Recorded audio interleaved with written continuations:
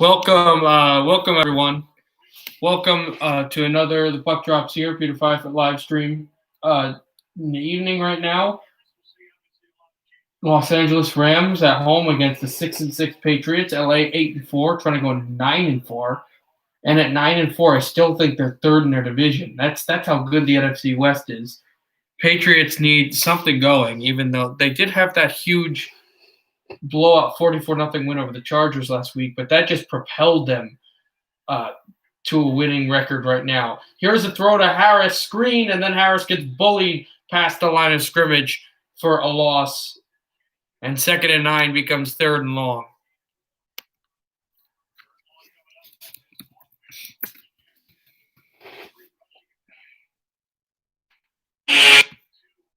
Testing that one out.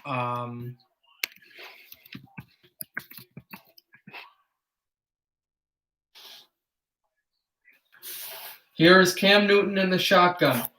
I actually did get 1 yard on the play, but it really wasn't much. Here's Cam Newton in the shotgun with less than 10 minutes to go in the first quarter. Has to snap the ball. Oh, that should be a late. That should be delay of game. Newton checks it down, and it is deflected out. I thought that he got the snap late, but anyway, the ball was thrown low, and the defender got there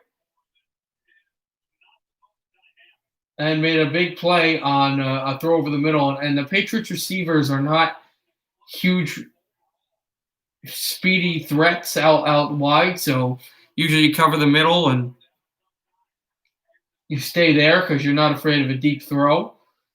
And that worked out for the Rams. This Patriot punt will be at the 15. Try to return it past the 20. Gets to the 21-yard line with 9:42 left in the first.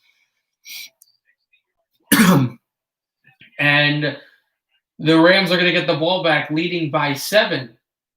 9:41 to play in the first quarter.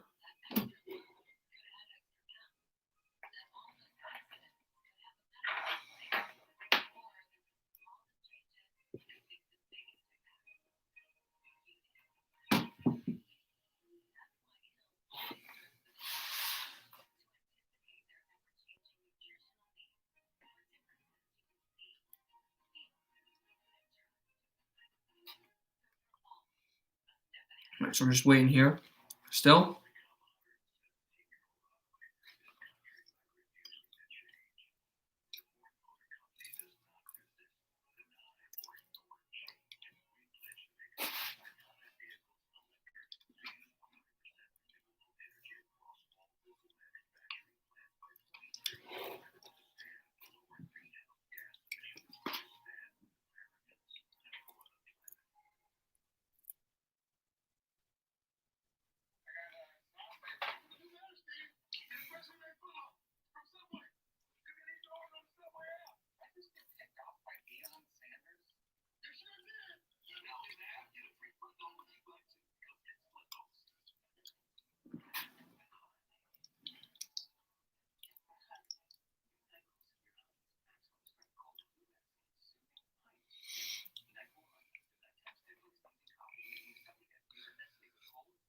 All right, so yeah, still waiting here for this game to come back this half. And again, we'll see what happens as the Rams are getting the ball back. They've been the better offense. They've been the better team in this game. They are the better team. And we'll see if they can continue that.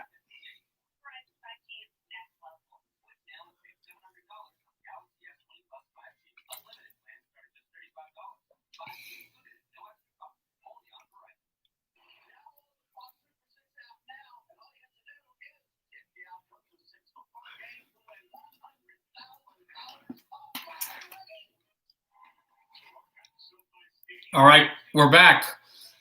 SoFi Stadium in LA, Rams and Patriots. A rematch of Super Bowl 2 years ago. Patriots won when Tom Brady's last playoff win as a New England Patriot and that great run that they had. And that defensive shutdown. A lot of people hated that Super Bowl. I thought it was quite entertaining the way the defenses were playing. Big first down run up the gut. close to the 40-yard line. It goes Akers, Cam Akers for the Rams, and the Florida State Seminole rookie right through the tackles. This offensive line is as good as any in the league for the Rams, and they get blocking by tight ends and all those things, and you're able to push that through the hole, and that's really good for them. Here is a handoff over to Akers again, and Akers gets about 2 yards short of the first down marker and midfield. Just like that, Rams are putting the ball up the gut of New England and forcing them back. You can see that they're on their heels.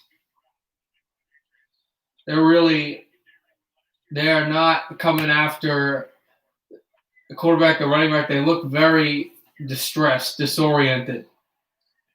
As a handoff over to Akers again, Akers sweeps past the first down marker and is brought down by Gilmore at the New England 48. They've not passed the ball. They have just run to Akers 4 times, and they have gotten from the 21-yard line all the way to the New England 48. That is this dominant rushing attack, and if that happens, play action probably comes soon. Probably now. That's what happens. New England reads it well, though. There's a throw, incomplete. Bad play. Bad play. New England predicted correctly that Sean McVay in LA was going to just run the ball and then try to get that play action fake on them. Usually use the play action fake because you know that the defense expects it, but the defense expected that the offense expected that they would have thought it was a play action fake, if that makes any sense. And they were as good on that as they've been defensively on any play in this game. Selection of the play, 7 rush, 3 pass. That was one of the 3 passing plays. Goff's in the shotgun. Quick screen to Woods. Woods is hauled down short of the 50-yard line, and it's going to be about 3rd and 14 coming up for the LA Rams. And 2 great plays on the pass defense might work for New England. They bring a blitz, and it's a quick snap, and it's a shotgun throw from Goff to Woods, and Woods gets to the Patriot 35-yard line. A 14-yard gain by Robert Woods. And the Rams, they got to the snap really quickly. They snapped the ball really quickly, and the Patriots brought pressure, and it didn't matter because Robert Woods, who's a captain on this football team, is one of the reasons they had all the great records they did their first year. And then going into the Super Bowl and all that, and he's really been a leader on this team. They give to Akers some more. Akers pushes for a first down to the New England 26-yard line.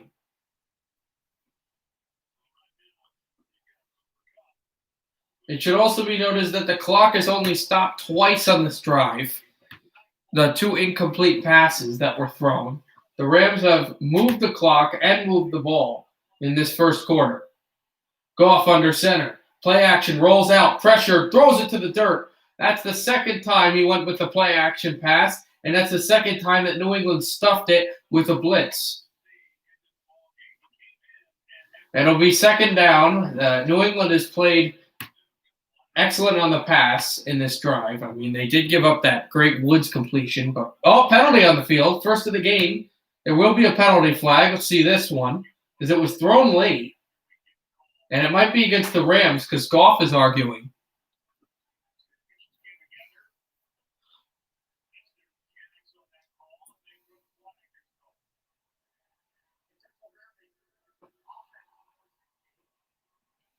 It is. They call intentional grounding with the man on his face, and I think the reason why was, he threw it to the dirt where nobody was there, but maybe not, because the whole he still is there. The whole thing on that is if you get out of what's called the tackle box, you can, as long as it's not clearly thrown to no vicinity and you just throw it at a guy's head, out of the tackle box, you can do that. But they said that even though he scrambled, he was still in the tackle box and thus was intentional grounding. Hand off to Akers. Akers gets past the 35 to the 33, which is big because third down. Never mind. I was going to say we put them in field goal range here on fourth down, but I did not count the downs correctly. It's third down, third and long, 3rd and 18. But still, here's Goff. Van Noy rings a blitz. There's thrown low. And he'll have a man who is going to be short. Akers is about 2 yards short of the first down. So it will be fourth down. But now decision time for Sean McVay. It looks like he's bringing out the field goal unit, but he's in a pretty easy field goal range, but it could have went for it on fourth down. It was only 4th and 2 in the Patriots zone. I don't know. They're going for the kick. I mean, can't dispute with that. You want points, but a really methodical drive for the Rams. But you got to score here on this drive, on any drive. Matt Gay to make it a 2-possession game in LA. He will. Right up the right upright. Penalty on the field, though. Penalty flag thrown late. This should be assessed on the kickoffs. It still should be 10-0 Rams. We'll see.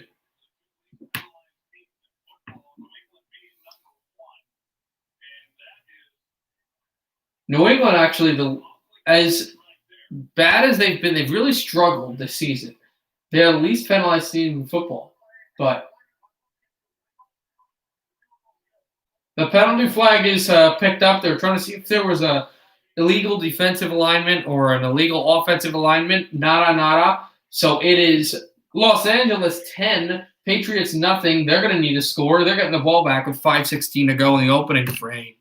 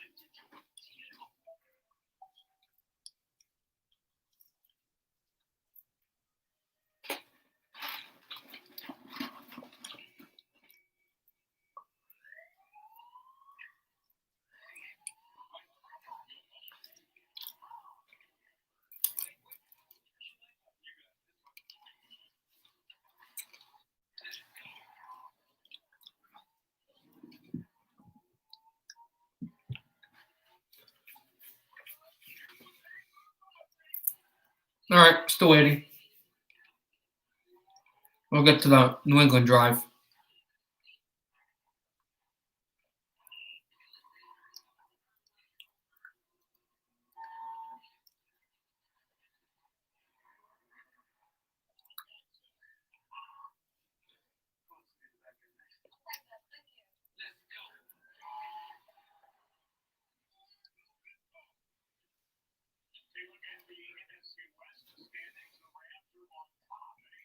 All right, we're back here again.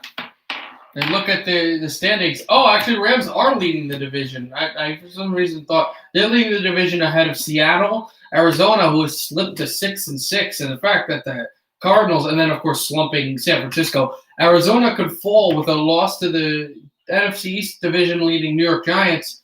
They could fall to under 500, which starting the season would have not been that surprising. 6-7 would actually seem this deep in would actually seem like a good record for Arizona. Not a great record, but a decent one. But Arizona's had all of these issues before of not being able to finish strong in December, and the Cardinals, they've struggled. This is a season where they came out of the floodgates. You thought one of the top teams. Like the middle of the season, people were talking Super Bowl. That's not the case, but maybe they can come back a little bit. Cam Newton will throw to the sideline and then back to the middle of the field, curl and drag for about 5 yards. That'll set up a 2nd and short. New England doing the dink and dunks because that's the only thing the Rams are letting them have here. And see, LA will let them do that the whole game because their corners will stick back and they're not going to allow the drop passes like the long balls. But if Cam Newton can get a drive going here, just kind of march him down, maybe the Rams will have to change that philosophy. Run up the middle for about 2 yards, and already it's 3rd down. You look at the New England statistics.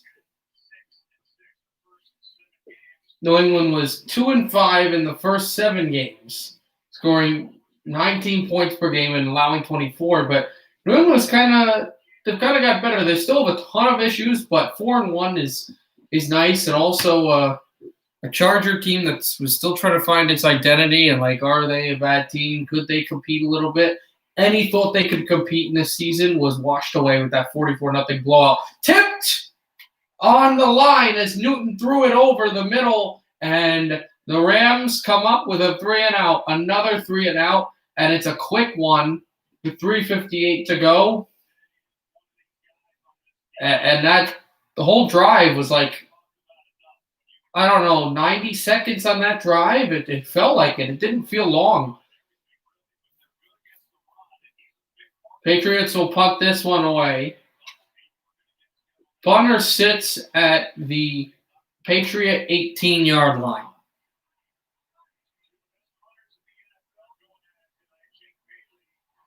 And this is, it looked like it was blocked for a second, but it did travel all the length that it needed to. And this is going to hop to the 11-yard line. It took a Patriot bounce. And if he didn't skyrocket under that punt to return it at the 11, the Patriots probably would have had a chance to get that at the 5 or something like that. But almost blocked, but barely got it out. The Patriots pinned the Rams, and it is still 10-0 LA late in the first.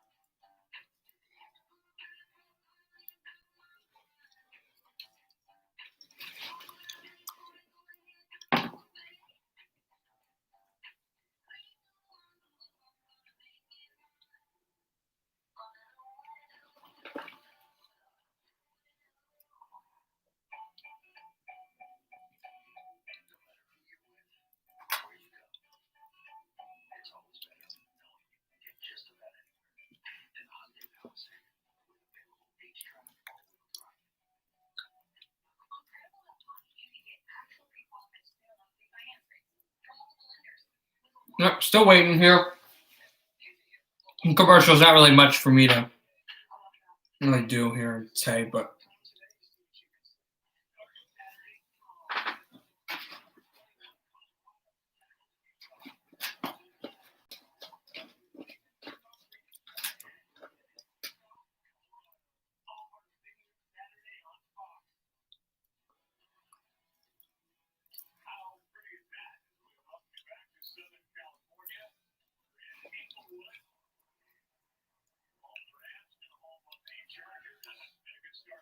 all right, we're back. Sorry, I didn't see that.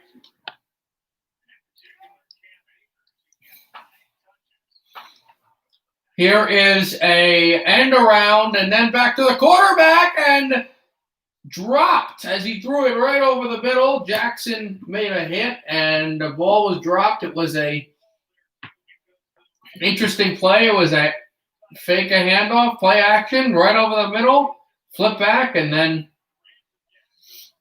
just good defense up there by the Patriots. And, if they can get a 3-and-out, they can force some chance. Here's a pressure on the quarterback, and somehow Goff was hit up down on the legs. He found the ball to Everett. Somehow Everett made that catch. Everett leapt through and made a perfect catch, and actually, well, it wasn't very perfect. It was, deking and diving, but it went low, and he got down to the marker close, so it'll be 3rd and 1, LA. They have to get to the 23. This is Akers was pushed back first, but then it looked like he surged ahead to get the first down.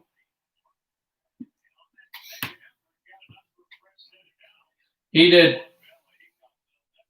That was Bentley pushing him back, and Bentley almost had him, but then just enough. Akers has been incredible. Definitely the best player in this game because Goff has had some issues, and Akers has just been on it. He's on the bench right now. 8 first downs for LA, nothing to show for New England. The time of possession is heavily in the favor of the home team. Here is Goff, and he's going to give to Henderson. Henderson tries to break ahead. Henderson will break ahead for about 3 yards, and it'll be 2nd down, but a penalty's on the field. This probably coming back. Looks like it might be a holding against the Rams.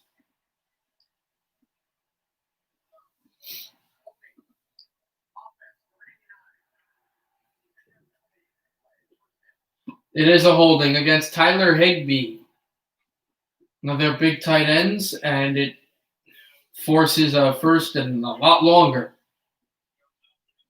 He held one of the New England defenders down low. Really no reason to do that. He went down low to the legs, although, at that point, that is kind of a little bit of a sketchy call. It's not necessary to throw the flag. The guy went low. He went low and tried to grab him by the legs and kind of did grab him by the legs. He hit a leg, but not too much after, so it was kind of a weird thing. Here is Goff throwing a screen over to Woods. Woods past the 20, and it'll be a few yards for him, and it's 2nd down.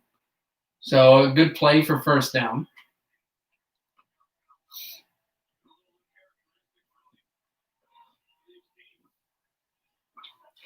$100 seconds left in the first quarter. Goff evades a sack, rolls out to the left. Goff is going to run for it, and he is going to make it a 3rd and manageable, just running out of bounds, and creates it 3rd and short with his wheels there as he evaded a sack. And there could have been, there really could have been holding there against Blythe and the Rams, but they don't call it. Butler just isn't able to get there, and Goff will run out. But I'd say if you're Bill Belichick, you're probably furious that that call's not being made. 3-star captain as Jared Goff is. All 3 timeouts are intact. No one has used them yet. 3rd and 4, shotgun snap over to Goff. Goff will throw, and he got Woods. Woods fumbled the ball. New England's going to pick it up on the sideline. There's no flags. Touchdown, Patriots!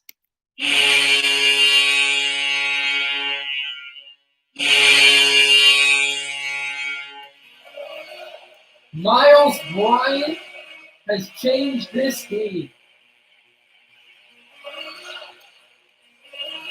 Woods went down, and they're definitely gonna look at this to see if he was completely down before the ball. We called interception, grabbing away from him. They'll definitely look to see if he was down before the ball. But if the ball is in Bryant's hands there, then that should be a pick.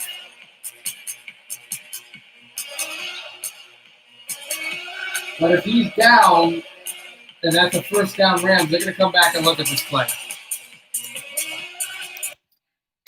We'll be back.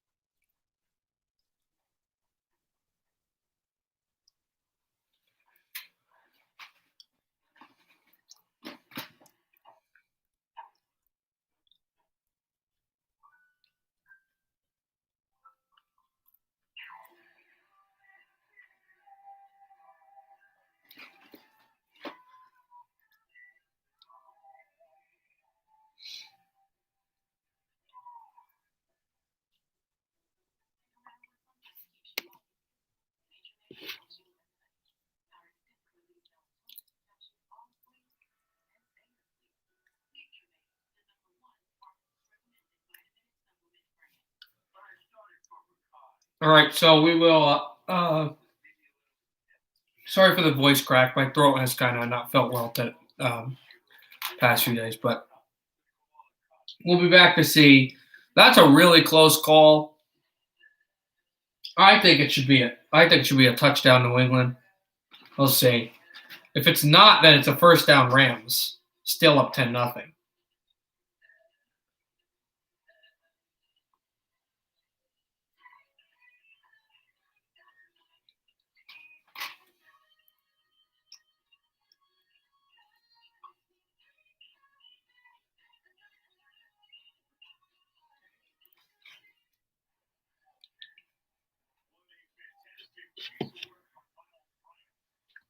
All right, we're back.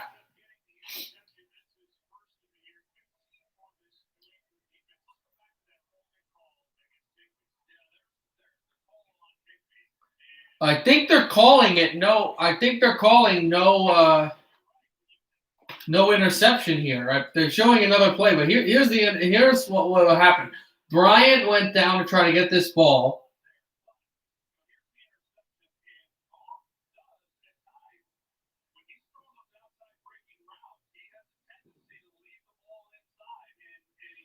Oh, here's what they're calling it. Oh, I didn't see this. It is an interception, but the call on the field has been made that he was touched down. So it was not a touchdown. No touchdown, but New England ball. Didn't know that. Here's Newton handing it off. Harris makes a move to the 20 and a first down. Patriots.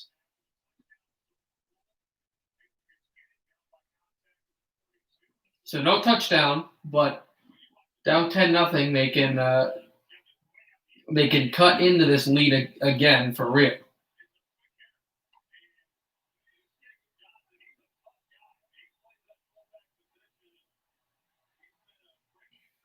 "25 seconds. This could be the last play of the first quarter. Hand off to Harris again. Harris gets a yard, and that's about it. So we got about 10 seconds left in the opening quarter. We'll see if anything. Nope, that's going to be it for quarter one. Rams 10, New England nothing, but the Pats are on the move at the 19-yard line of LA after an interception.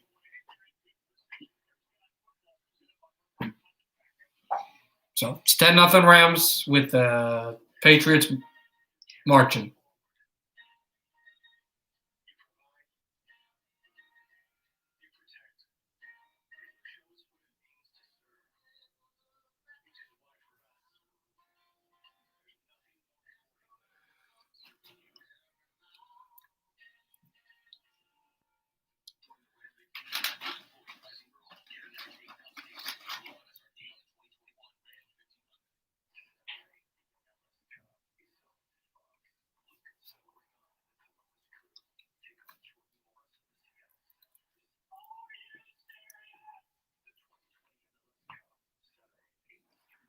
All right, so that's so waiting here.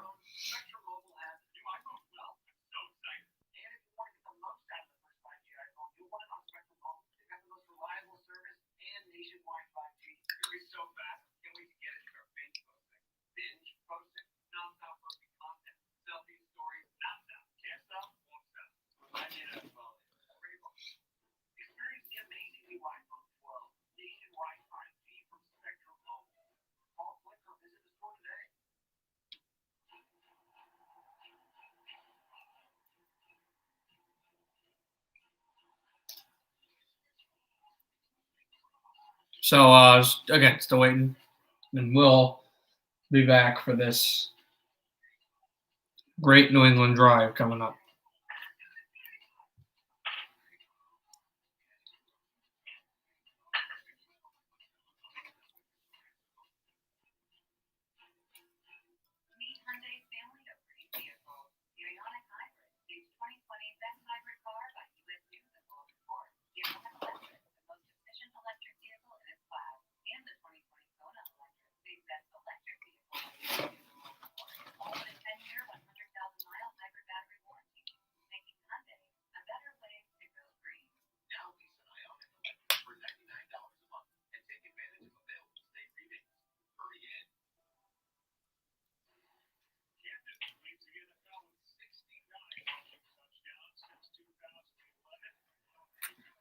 We're back. Newton in the shotgun. Newton getting out of there. Throwing, picked. He's picked. And the Rams are on the races. Past the 40, past the 50, past the next 40, then to the 30, to the 20, to the 10. That's going to be an LA touchdown.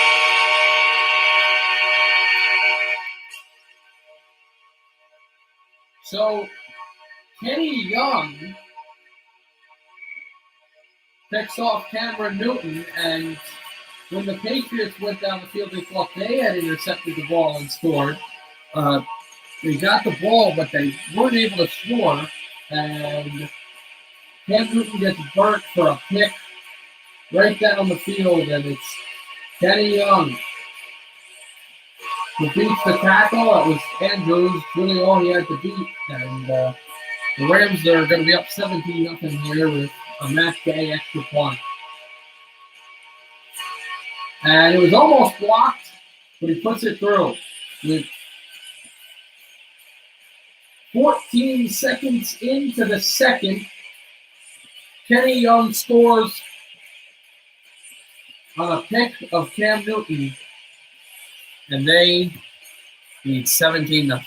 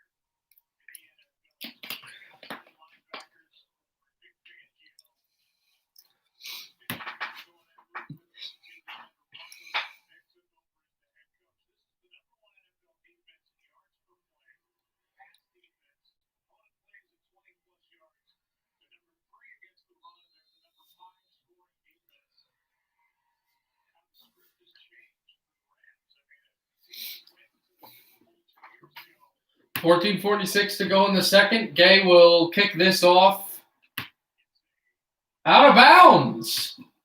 And see the Patriots do anything with that, because if you can punt out of bounds, you can't kick out of bounds off a kickoff. And Young, who's still yapping at the New England sideline after he intercepted the quarterback, is right now they're showing the highlight right now, so I was kind of lost in what I was saying. But that's going to be a penalty that will benefit New England. See how much it will help them, down 17-0. And there's energetic coach showing favor runs down the sideline to celebrate with his player. Here's Newton, handoff. Harris pushing to the 45. That's all he'll go. That's as far as he'll go. And now second down.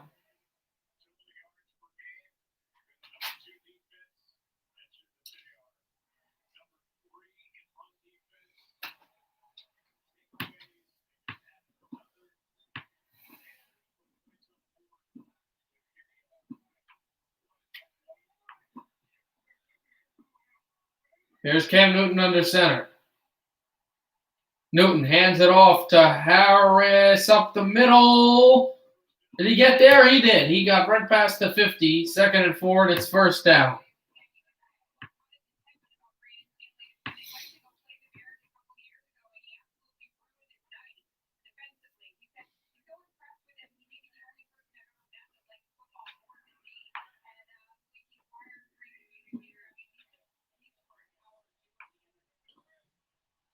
Here's Newton under center. The 49-yard line, they got to move the ball. They got to do some things here. They really have to find a way to, right up there is Paris. Boom! And then he gets tackled right down. He was coming with a bunch of speed, and then he got hauled down almost like a freight train right at the foot of the first down marker, first down line. So it will be 2nd and 1, and New England tried to get up to the line quickly like LA has in a few plays, but just really not their style. So Newton will wait and kind of signal it out. Newton's still signaling. Doesn't know what he wants. He's going to have to audible stuff. Now we'll snap. Hands it off to Sony Michel, the ex-Georgia running back to the 32-yard line of LA. It's a first down, Patriots. And I mean, they'd like to punch it into the end zone, but you really want to get a touchdown here.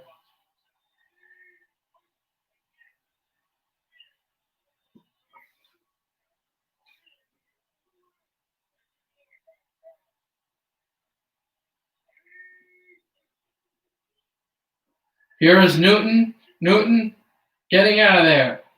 Cam faking the run, and he will run a little past the 30. Penalty coming up as Aaron Donald took him down after a quarterback run up the middle. Offensive holding against New England, which will set them back. And I mean, they're going to hold. And you're going to hold for at least 5 times a game when you play Aaron Donald. He is a fantastic specimen of a football player. Unbelievable how he plays. And just a fantastic athlete. You know, all those things. Things that I'm saying it mean nothing. Because if you watch football, you know how good Aaron Donald is. But if you can limit those holdings, that would help your team's chances to win. They get cost 20 yards. 1st and 20. Newton is going to throw deep for the first time, and he's got a man, Bird. And Bird will be at, it is basically Bird is the word, because he's at the 11-yard line of LA, and now the Patriots are deeper down the field than they've ever been in this whole game.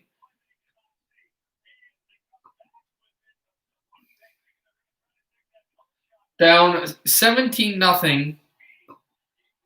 Although probably would have rather have been just down 10-0 with these great plays going on, because that interception really was bad. But even if it's a field goal's still not great. You want the touchdown, but you need to get points on this drive, and they know it. Cam Newton was thinking about the pitch. He's going to call his own number, and he'll get a few more yards, about 5. It'll be 2nd and short. First down, yard line, and by that I mean yellow marker on the TV if anyone's watching the game, is at the Rams 2-yard line. 2nd and 6. It was a 4-yard gain. No, excuse me. It was at the 7-yard line. 7 and 2. I must have had a bad angle when I was looking at it. Newton fakes it. He's going to pitch. He's going to give to Harris, who just gets outside the 10-yard line, and they will have a 3rd and short.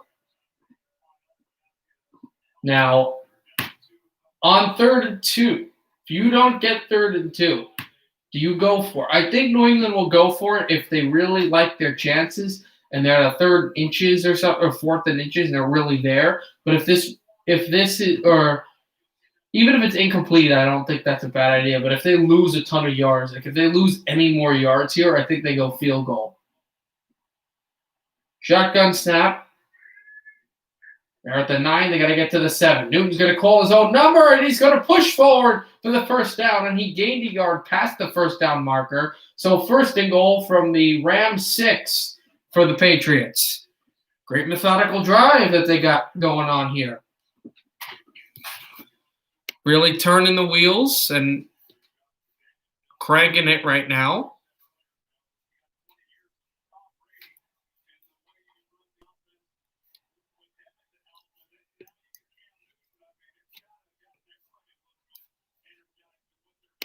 Just a pretty great thought for him. They'll go for a run up the middle. The running back, Harris, only gets a yard. It'll be 2nd and goal. This clock has really moved down, too. New England has really taken it there. Newton, 3 of 6, 31 yards, no touchdowns, a pick, including the pick for the touchdown. which was the pick for the touchdown. Pretty horrible stat line, but it can get better. The 50% passing also, I know you don't want 50% in anything, but sometimes it looks a lot better when you think of the circumstances. Newton will hand off to Michel, who pushes. Michel is one of the few Patriots on this team, specifically on offense, that was in that Super Bowl against the Rams. He was a rookie that year, 2 years ago. 3rd and goal as the Rams make the stop on Michel as he pushed forwards. You're almost positive here that this is probably a passing play. They've run the ball a lot more than I think Bill Belichick usually wants, and he's in the shotgun now, Newton. It was under center at that point. Ball at the 3. Got to get into the end zone here. Legally, of course, and cleanly, of course. Newton's going to call his own number, and he gets a yard, and that's it. Really don't understand. They did not pass at all on that play, and the Rams just stood tight. It was a really strange amount of decision, and it looks like he's not – Bill Belichick's not bringing on his kicker. He's going to keep in his quarterback with 7:10 left. 4th and goal. I think Newton gained a yard, so I think it's 4th and goal from the 2.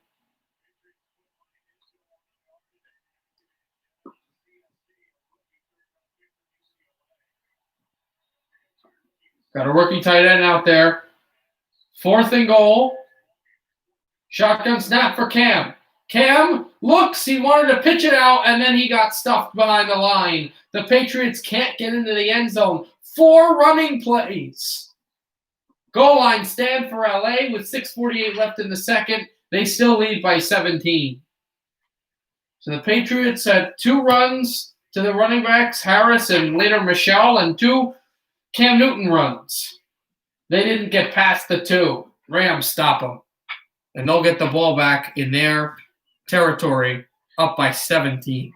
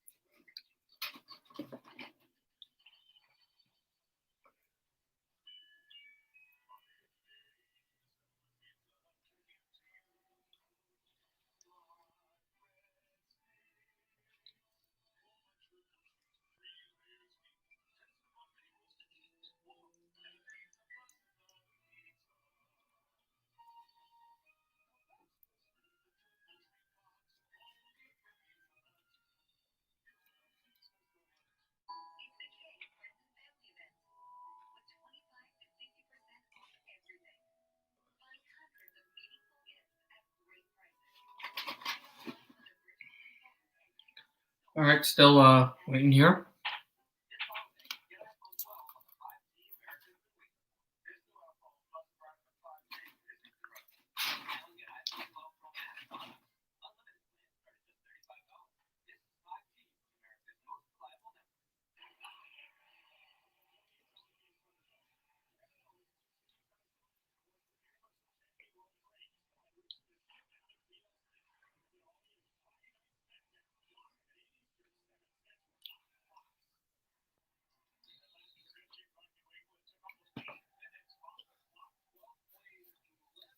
All right.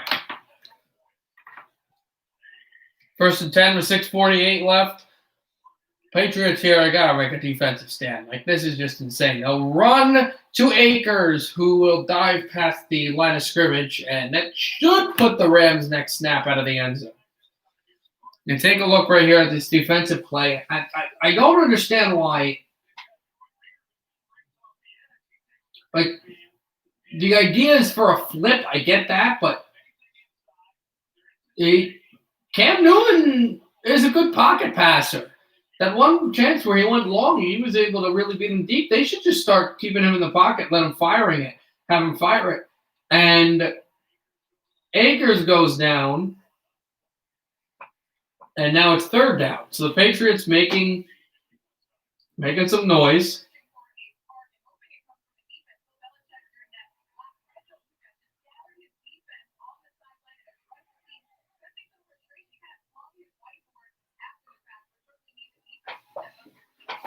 Third and 5.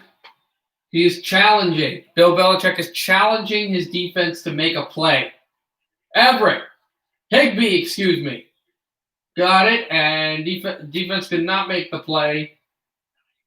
And that is a 9-yard gain for a first down for LA, and they continue to move the ball.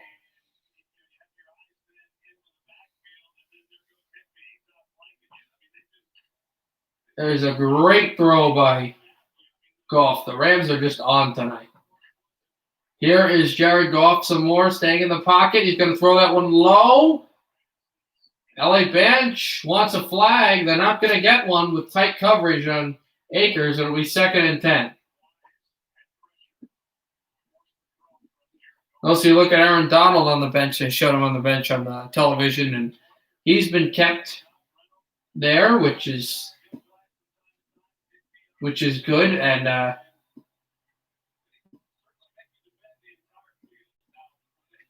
meaning that he's kept on the bench is good for the Rams, actually, in what I'm saying there, because as a defensive player, the Rams are letting their teammate just stay and rest. This throw over to Everett, and that is incomplete. It'll be 2nd down. Now 3rd down, excuse me. It stops the clock. LA converted on their last drive. Here is Goff. Deep step back. Waiting. He's going to dump it down, but I think he wanted to throw it across. And pushing, finally forced out of bounds, was just the man of the match, Akers. Cameron Akers has just been unbelievable. And it'll be 4th down. The Patriots are able to make the stop. They're able to force the punt, which, they're going to need a score on this drive, and they're going to need a quick one. But Cam Akers, I'm aware that they didn't get the first down, but wow, he really worked on that one. Johnny Hekker is going to be fair caught just past the 30. 4:40 left in the second. That is going to end. That's going to take the commercial. Patriots getting the ball back. They trail by 17.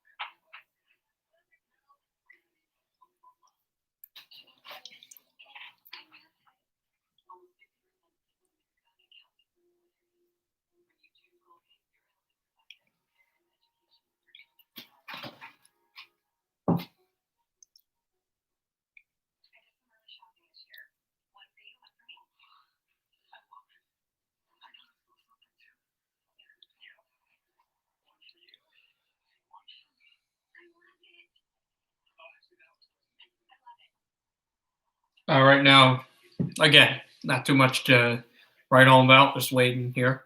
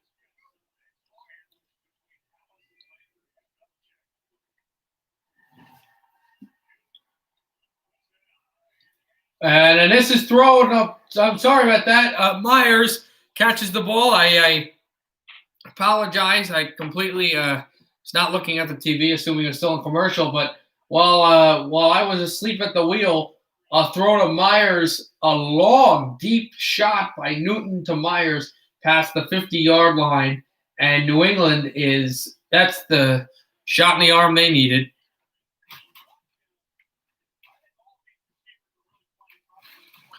Now, they really needed something there, and that may have been the thing to get them going. Newton, play action, Harris. No, hands off to Harris. Harris, stiff arm. Harris will spin the line. It'll be second down.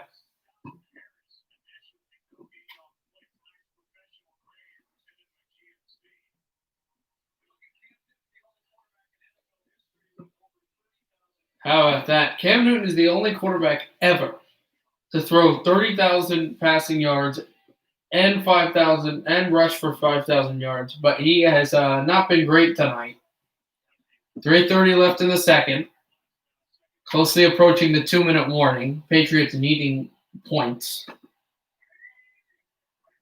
They got a fullback out there. Newton throws over the middle. Has Bird, and Bird is viciously dropped down close to the 30. It'll be third down. Thing here is, though, the thing here for New England is, though, if they can't get the first down here, they should be in manageable position to maybe sink a field goal. 26 catches, 228 yards, and 2 touchdowns in this season for the youngster N'Keal Harry from Arizona State University, who was surprised to drop to the Patriots when they got him. But he's needed as a big offensive threat. What a throw and what a catch. Harry, just the man we were talking about, gets the ball at, I think that was the 20-yard line with just an athletic big man catch. We're going to push off a defender and grab the ball and get down.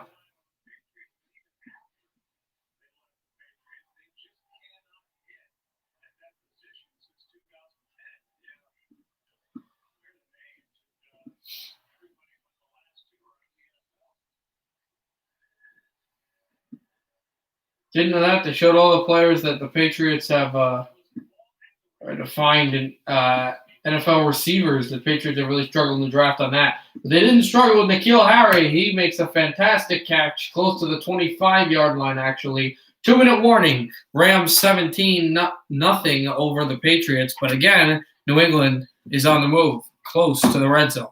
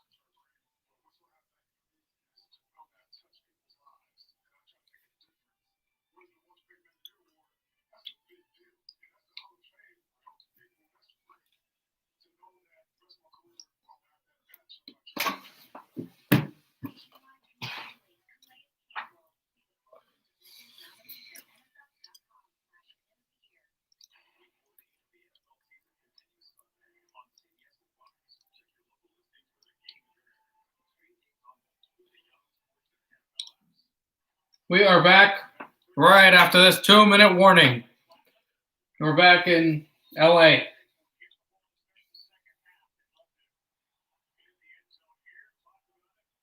Patriots, I believe they did say, are getting the ball at the second half, which is really integral for them, especially if they don't get any points here. Bad play by Newton throwing over the line, and it was incomplete. Harris picked it up and ran with it, but incomplete, not a fumble. So it'll be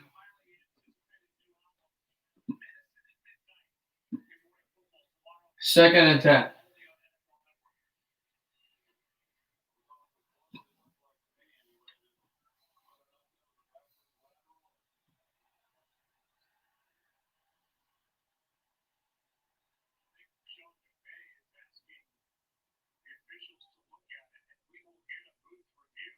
And the Rams are wanting to look at it, though, but I thought he got back to the line. So I don't think he lost any yards on the play. So for booth review there, I think New England clearly recovers this. I don't know why they're doing it, but they are. They just went. They're going to review now to see if that was a catch or an incompletion or a fumble. We'll see.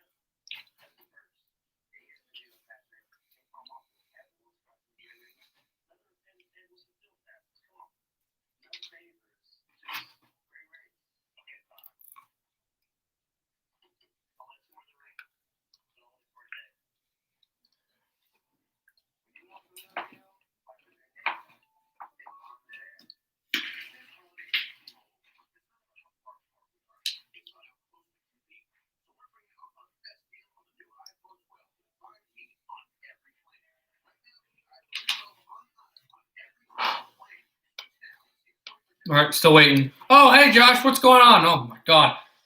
I've just been staring at this screen for a whole hour broadcasting football. Yeah, what's up? I'm good. I'm doing good. My throat's irritating me a little bit, but it's okay. And Spencer's almost over and broadcasting some football.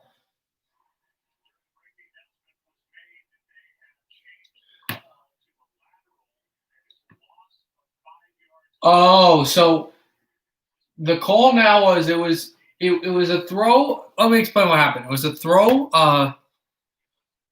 but by the line of scrimmage, and the initial call was an incompletion.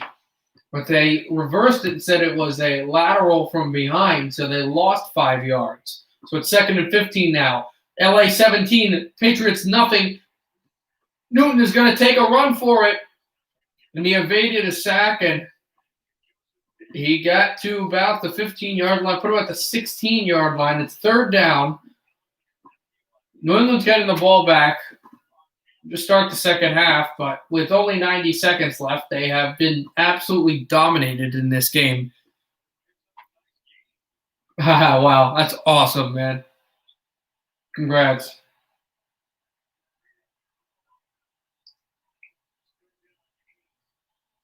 Here's Cam in the shotgun on 3rd and 8. Gets it, Rams pressure. Newton throws over the middle. Bird is dropped short of the first down, and it's LA 4th down. The ball is at about the 10. Does 4th and 2 again. Decision time for New England and Bill Belichick. They went for it on 4th down. on the goal line. Are they going to bring out the kicker to get some points here? Or will they go for it and try to get a touchdown before the half?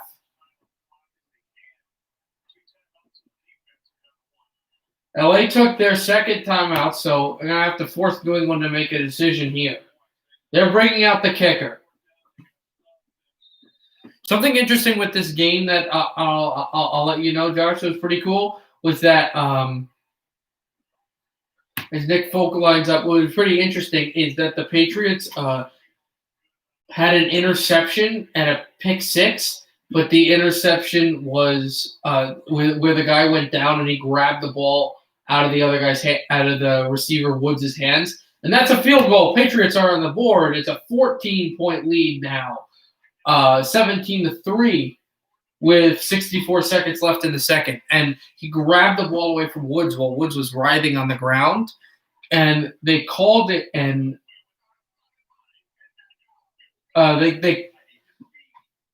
they called it an interception, but the initial call was an interception and a touchdown because he ran down. But they said, yes, he grabbed the ball before the knee went down, but he was touched once he went down. So then it was like 3 plays later, then Cam Newton threw a legal pick six. So Patriots were like, and then the Patriots went down another time and they got stopped on 4th and goal because they did 2 running back runs and 2 Cam Newton option runs, and the most they gained on any play on that drive, on that first, second, third and goal was 2 yards. It was a pretty crazy game, but the Rams got an opening touchdown, which I actually didn't commentate because I just missed it. They had a field goal, and then they got that pick six touchdown I was talking about. So they were up 17-0 over the Patriots, which should make you happy.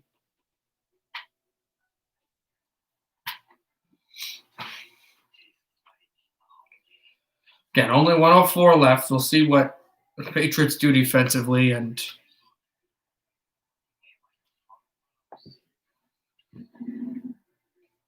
go Rams. Oh yeah, they're in control.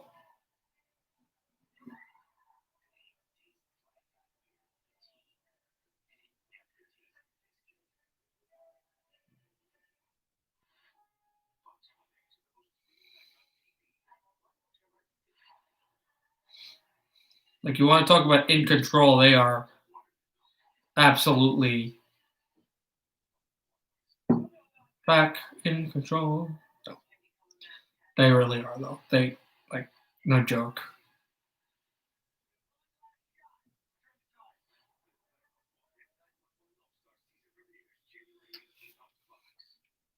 Yeah.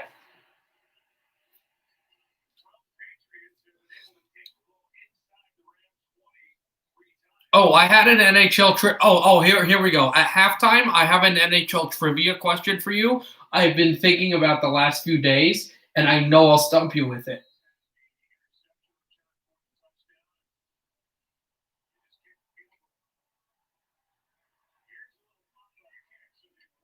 This will be returned at the 14-yard line and then down close past the 30 to about the 33 with a minute left. That took 4 seconds. That's how fast he was.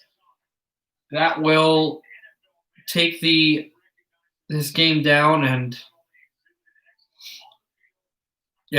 I'll throw that one at you after once half starts. Then we can also do some NFL predictions for Sunday too.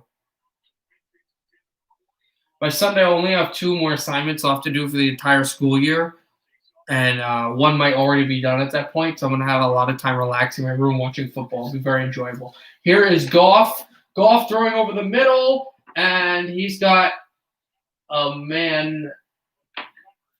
And he's dropped and then recovered, or I'm not sure what happened. Cooper Kupp actually got it and fumbled it, but then it was then one of their running backs just fell down on it. C.J. Anderson, former Bronco. That thrown to C.J. Anderson on second down and off of his left finger, and the Patriots forced third down. It stops the clock, and they've got a timeout. They've got 3 timeouts too, the Patriots. So if if the LA Rams don't get first down here, New England could call timeout, and which I think they should, and then force maybe get the ball back before the half and make it a one-score game possibly. Here's Goff throwing there to Kupp. Kupp will eventually be tackled down after he broke a tackle. And now New England calls a timeout with 27 seconds left, so it's fourth down. So the Patriots will get the ball, probably only about a drive or two. Yeah, but I like the trivia. I kind of like the trivia better, but sure, I'll do that. Oh.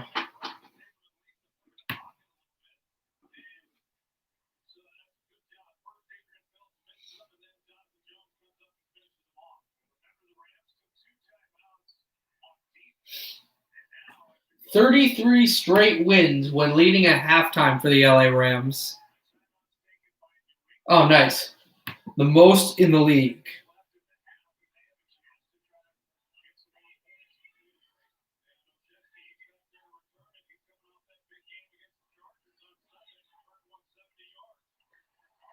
Here is Hecker. And he'll punt this just beyond the 20. It'll be taken to the 30, past the 35, to the 37 with 15 seconds left. The Patriots on their 37. Yeah, I will ask mine first because I've been working on this one for like the last day and a half. This is another of those tough ones that again, if you get it, that'll be pretty crazy because it's not a question that most people would think of.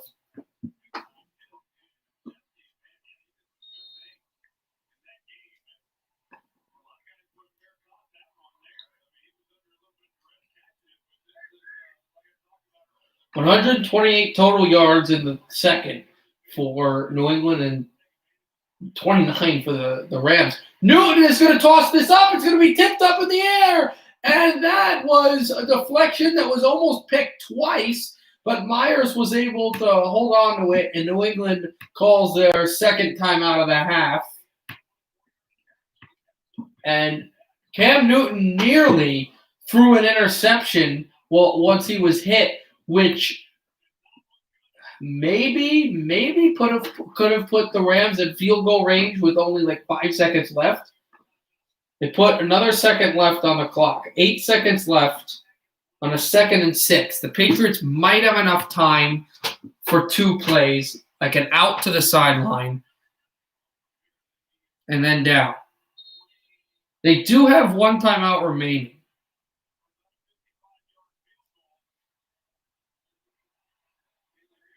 They've got to get to the 38-yard line to get in folks' range. Throw it into the middle, close to the 50 at the 49-yard line goes Bird, and the final timeout goes for the Patriots, and now they're going to go Hail Mary to try to get their first touchdown of the game that was legal because they had the touchdown before, but it was called down.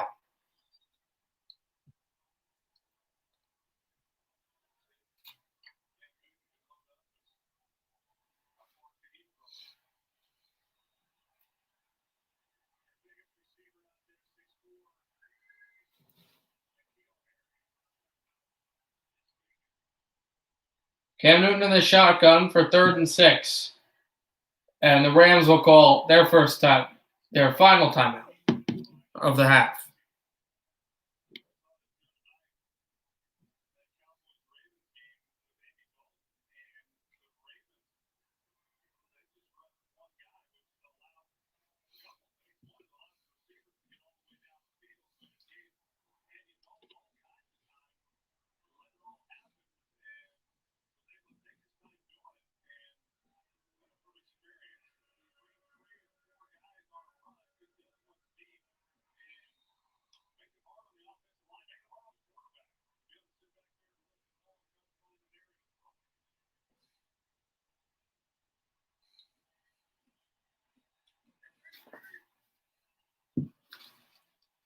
Newton in the shotgun. Sorry for that. He will hand off to Michelle has room. There's no time left on the clock. Oh, that was stupid. It's not half yet. Half is over. There's a penalty on the field. Sony Michel took a handoff, and nobody was tackling him until he got to the 30, but then he was brought down. It's a penalty against a block in the back penalty against New England. So that's the end of the half. A really stupid final play. And thank you for the like. And LA goes to the half up by 2 touchdowns.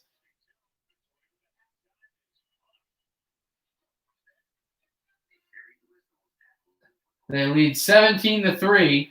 And apologize if I was like looking away and not really staring into the camera or not. It's just there were some people, security people or team officials or something that had stuff out. They didn't look like fans. Maybe they were fans that had stuff out towards the players. I don't know if they were like chips. It was weird. It didn't look like, equipment. And there was like players were grabbing stuff. I couldn't figure out what it was. All right, here's the question. I will get to NFL stuff in a little bit, but here's the question. Peter DeBoer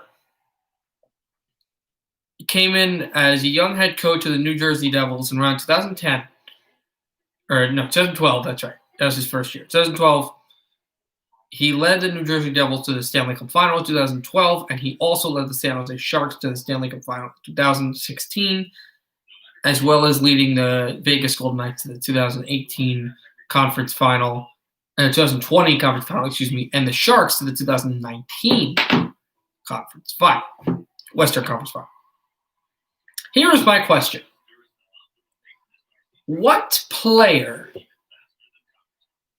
played on both of those 2012 Conference Final Stanley Cup Final teams? What one player played on both the 2012 Devils that DeBoer coached and the 2016 Sharks that DeBoer coached? That's my question. So you could take some time to ponder that one. I will re-ask it again if you'd like me to.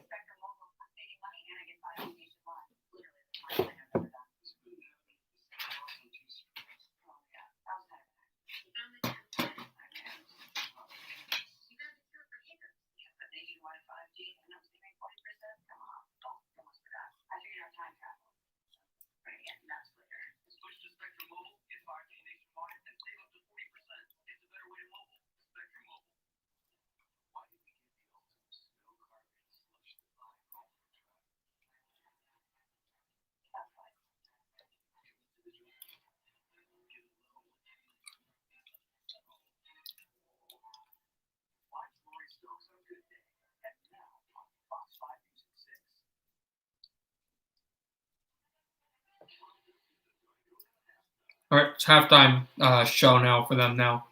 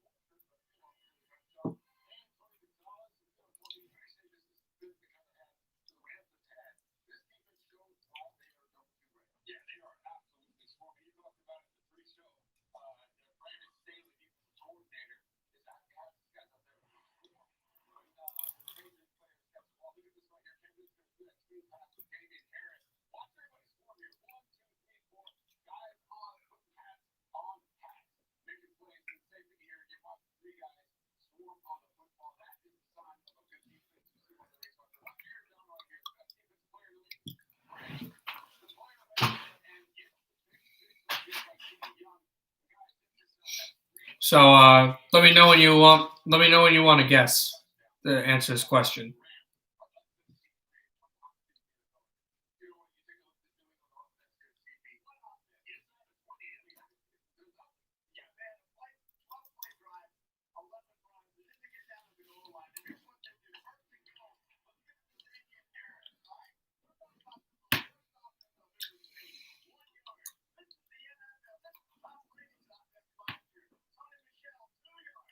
Ask me what type of hints you want. Ask me what type of hints you want. Again, it's a player, the only player that played on both the 2016 and 2012 Stanley Cup final teams that DeBoer coached that didn't win the cup.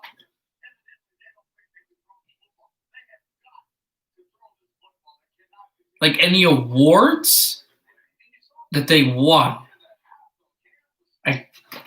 I don't know if they ever actually won any awards. Let me look it up.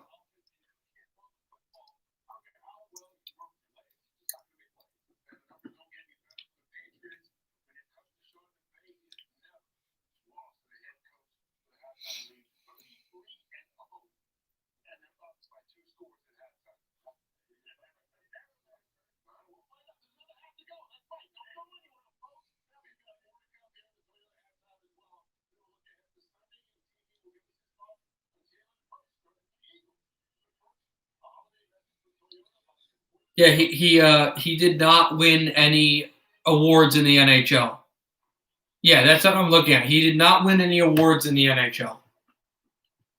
He won awards in junior and in college, but he did not win any NHL awards. I didn't think he did.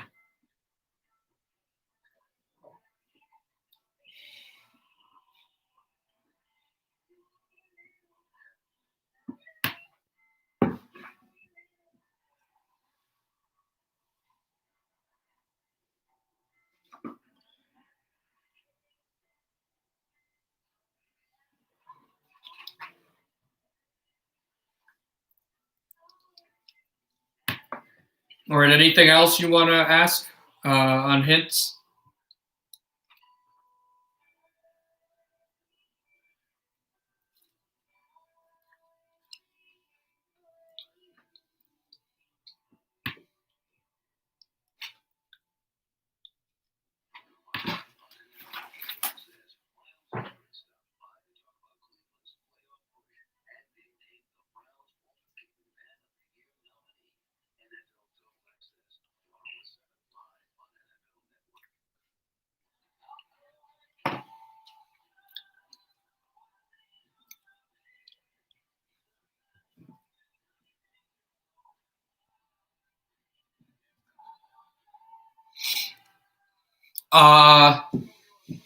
Give me a second again.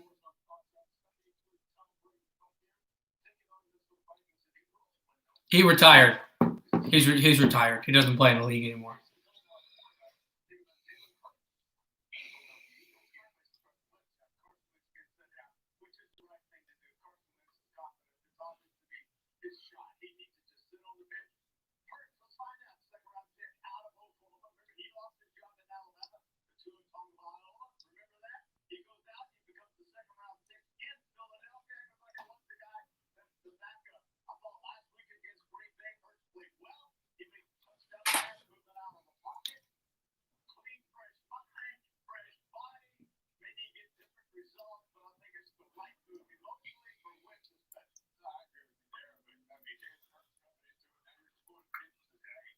Give up?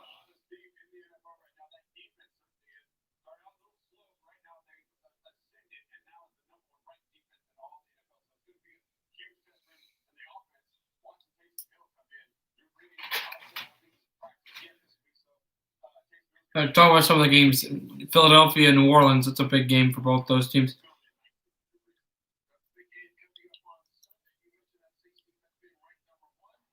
All right.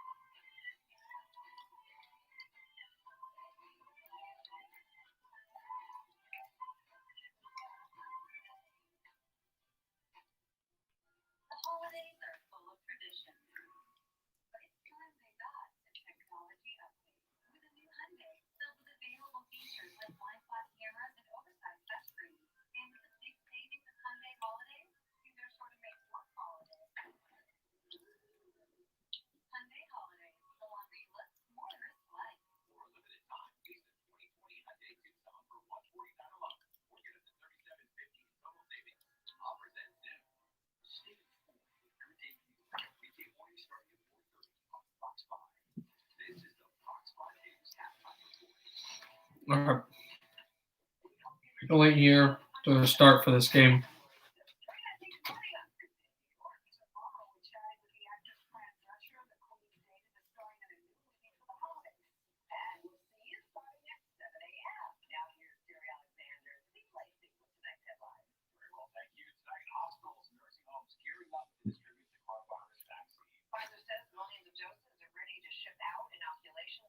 All right. Let me know if you want more hints or what type of hints. It's hurting my head again.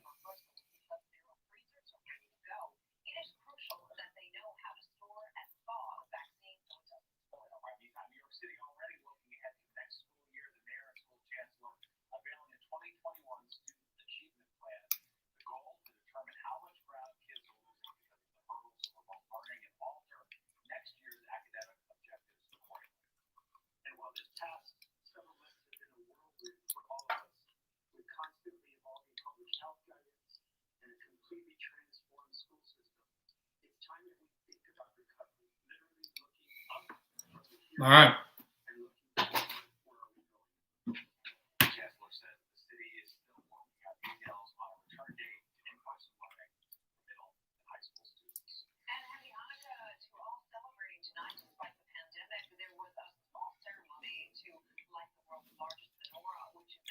Oh yeah, just reminded me when they're showing some of the Fox News on the Fox channel that's got the football game. Happy Hanukkah to those who celebrate it, like my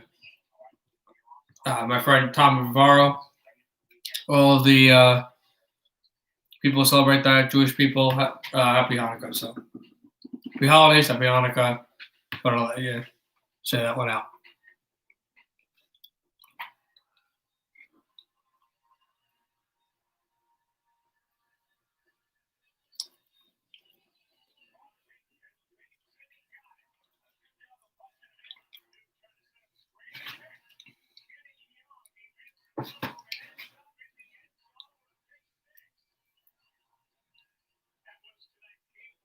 All right. There's the start of the third now.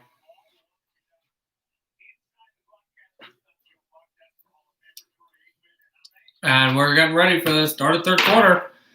Patriots getting the ball, I believe, down by 14.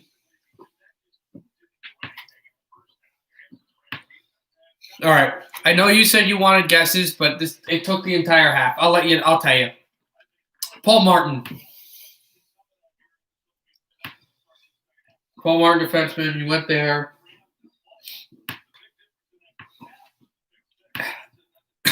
Both finals. In between both finals, after went to Pittsburgh. Had some great seasons there, but the answer is Paul Martin. All right. Why don't you ask my question?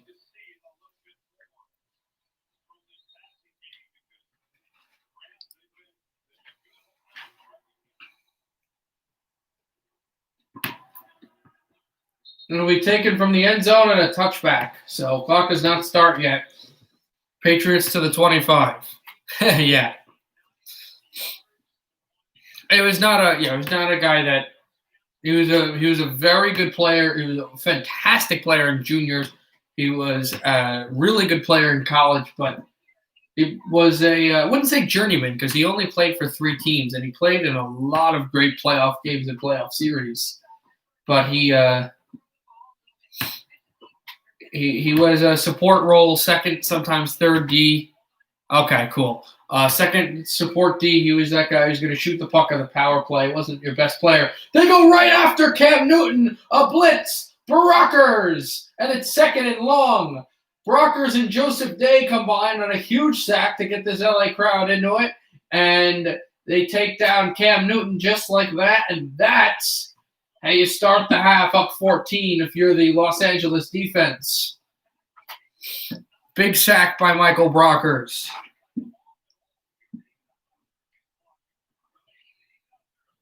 14:26 left in the third. So, just started, obviously. Newton in the shotgun. He lost 10 on that sack. Second and 20. Back from the 15. Newton airs it out. Down the field. Harry makes the catch! Harry makes the catch at the LA 46. First down, New England. And I'm ready for 70s. Let's go. N'Keal Harry is a pocket pass down the field. They did it before. I don't know why they're not doing it enough. That's where the Rams have struggled. They've struggled to, they've had good coverage, but they've struggled to go down the field and defend when the Patriots have the size advantage. Newton gives to Harris. Harris past the 50 and moves with some room there into Rams territory. It'll be second and short. Now, the thing with the New England is offense to defense. They don't almost at all have the size advantage. But with Harry against any of these defensive backs, they do. Harris bullies up the middle. First down, Patriots. What is the record for the most points in a game? What year and who said it? Bonus, what game? If it's 70s, then I'm guessing Bobby Orr.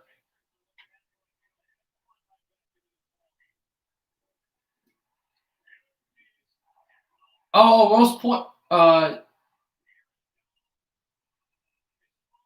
Wait, hold on. Aaron Donald makes a sack on Newton, the second of the drive. Yep. Hey, Tommy, what's going on? Incorrect. It was not Bobby Orr. Incorrect. Tommy, just wanted to let you know because I know I saw it on the telecast of the commercial. I told everybody already, but happy Hanukkah, Tommy, and all of our other viewers and everyone around the world that celebrate. So, just for that, and if you're rooting against the Patriots, then you're having a great time because the Rams right now got 3 finals down, 2 to go. Okay, I got 2 to go as well, but I already got 2 down. I got 1 on Saturday, and I got 2, an essay and a video for the essay due on Monday. Yeah, absolutely. 3rd and 8 for New England right now. Again, as I said to you, Josh, I remember, but there will be no hockey radio show this week, so I'm contemplating on doing the Sunday night game between – I don't even remember who it's between. Newton is going to throw it deep down for Harry, and he missed him. It's 4th down, but that was the right decision. N'Keal Harry looking for a penalty flag. He's not going to get one. And the Patriots are going to punt, but that was a good drive. Williams a little bit of Hill, a little bit of a hold, but they didn't call it. But that's still nothing less. That's a good drive for New England. Okay, she said not Bobby Orr. What is the record for most points in a game? What year and who said it? Bonus what game? Most points in a game. Like, do you mean most goals?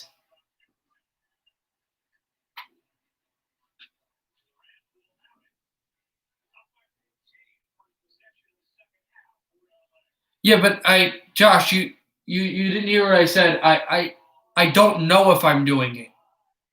I'm not positive if I'm doing it because I don't know. Number one, I don't know if I'll have all my exam work done by that point, and if I do, I don't know if I want to. I may just want to sit down and watch it. Yeah, goals and assists combined. Okay, let me ask you 2 questions. Number 1, was it in the 1970s? And number 2, was it goals and assists, points by a single player? Because maybe I got the decade wrong. Because if it's not the 70s, then I'm pretty sure I know who it is. Yeah, I'm not sure. I'd like to do it, but I just haven't made my mind up yet. Pittsburgh and Buffalo. That's the game. I haven't made my mind up yet. I just haven't decided. And I probably won't decide until about like 2-3 hours until the game.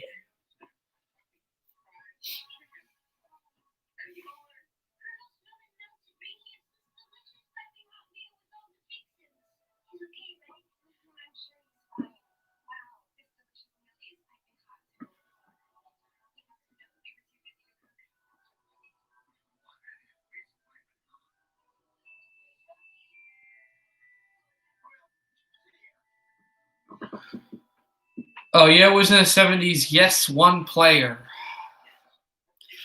Guy Lafleur. 1974 against Chicago. That's my guess. Lafleur 74. And the most points is 7. That's my guess.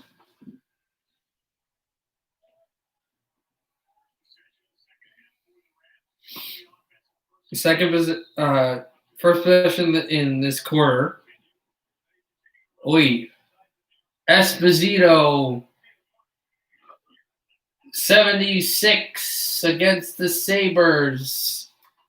And it's 8 points. And that was Akers for about a 5-yard run. Took a Patriot with him, and it's second down.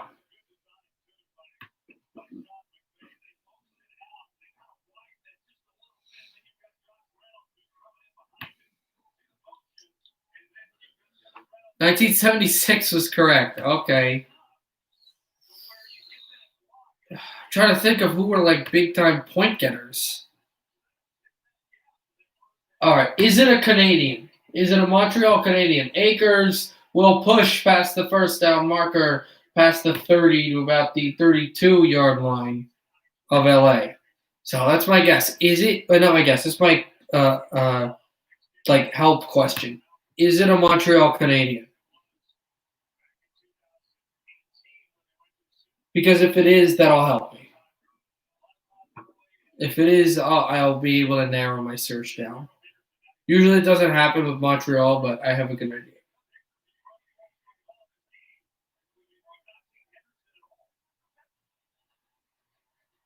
Oh, I'm an idiot. I'm a complete idiot. It just hit me. I'm a complete idiot. He played for a Canadian team? Oh, then never mind. I was gonna guess Bossy.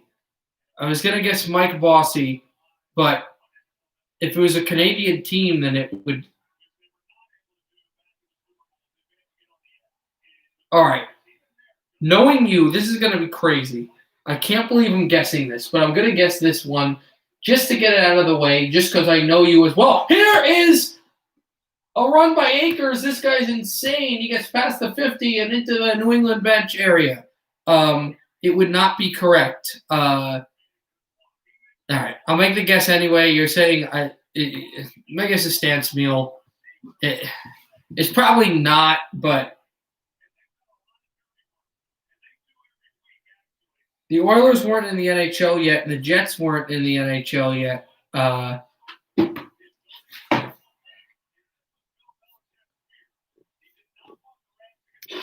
But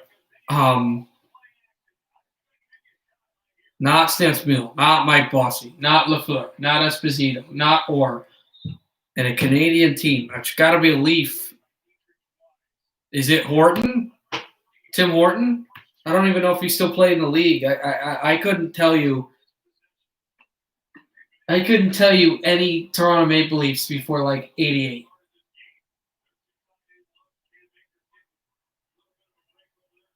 So I'm guessing. You know what? I give up. Tell me, because I know it wasn't Doug Gilmour, and I don't think Solming was in the. It was a Maple Leaf. Okay, I don't know the Maple Leafs because I don't think Bury Solming was in the league yet. And he definitely didn't break that record. Here's Woods for a first down, pushing a few Patriots through, and they move the chains with the clock in the third quarter running. Yeah, just tell me. I don't know. Just tell me.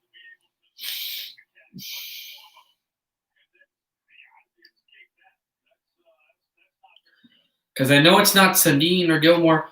Oh, Sittler. Oh, okay. I know the name. Daryl Sittler. I know he was a great Leaf, but I didn't know it was Eras. I think he played in the 80s too. Terrell Sittler. Okay. Hurdling one is Henderson, and then he goes down for about 2 yards. 10 points. All right.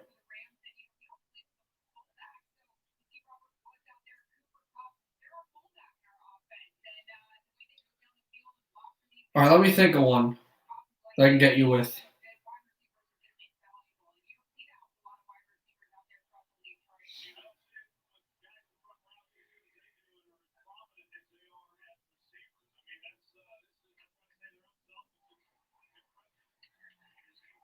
Here's a handoff to Akers for about 2 yards.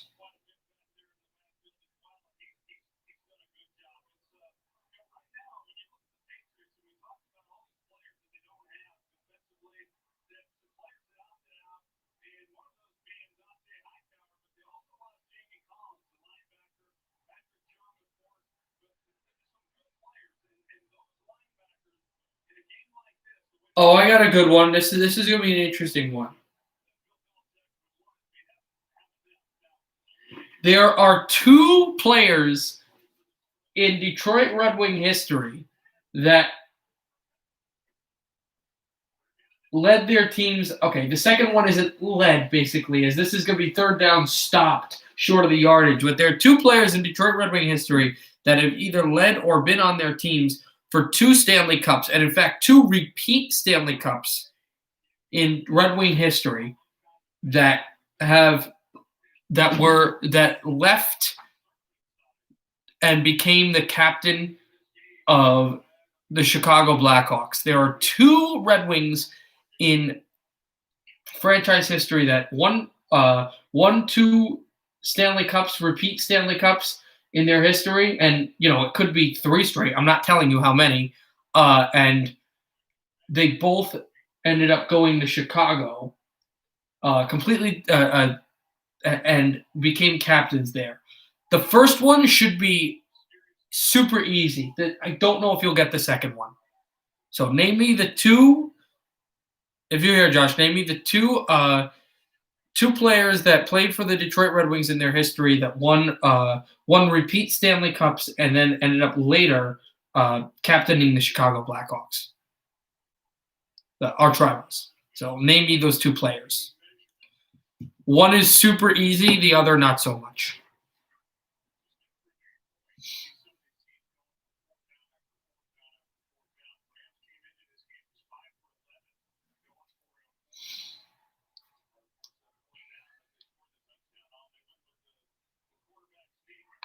11-4 win over the Bruins. Oh, okay, cool. I didn't see that. But let me know. 4th and 1. LA is going for it here. Patriots would really love to get a stop here, and the Rams are saying it's a first down. I think he got it. I'm not sure.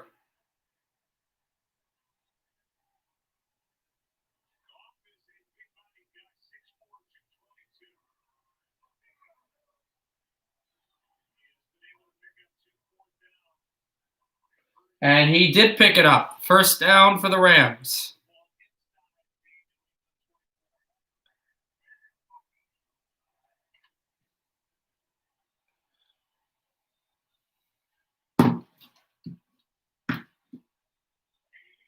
Goff at the Patriot 25. He'll hand off to Akers again.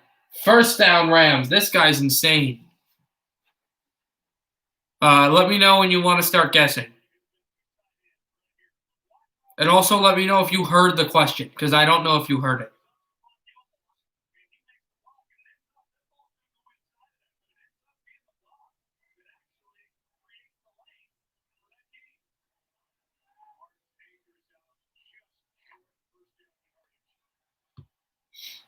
Second and 1. He did not get the first down, but it's really close. Here's Goff under center over to Akers. Akers will easily get the first down.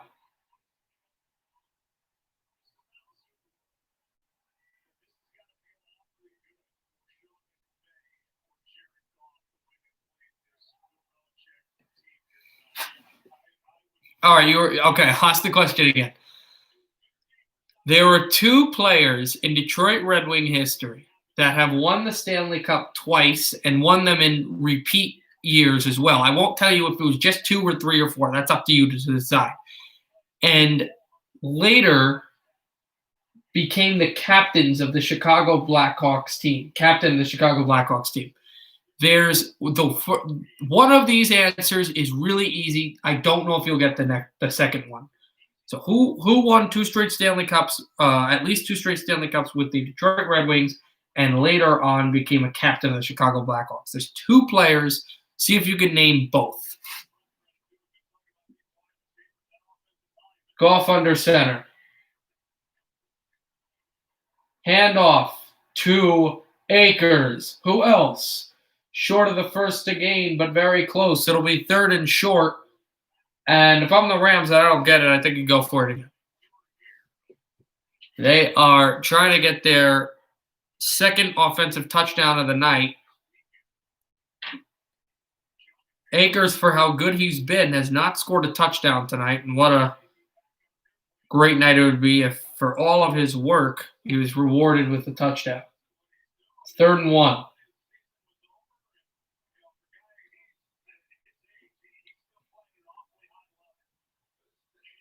Akers is a rookie. We should remind all of you. Akers does not get to the first down line.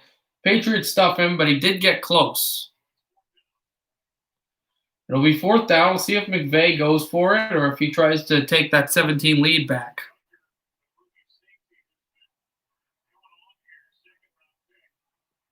Final 2 minutes of the 3rd quarter. Rams up by 14. They look like they're going for it here on 4th down.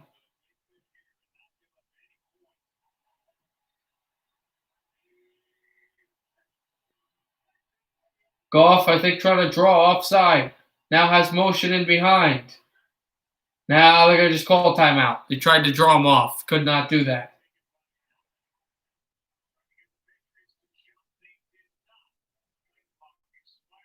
And that's a timeout taken by the Rams.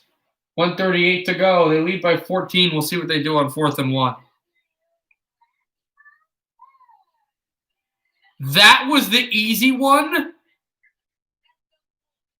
Okay, you're going to get this really easily if that was the easy one. If that was the easy one for you, I'm just going to heat no, I have to do this first. I was going to heat something up, but I have to eat this first. Then I'll heat it up. If that was the easy one for you, then this is the easiest question because that was supposed to be the hard one.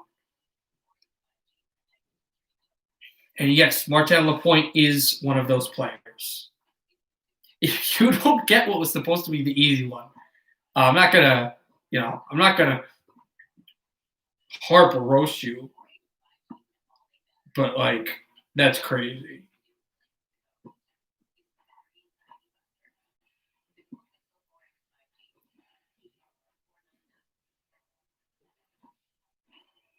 I can't believe you got to a point that quickly. Also, we're not talking about the 90s specifically. It's not going to be like Kozlov or something. It could be any era in Red Wings hockey.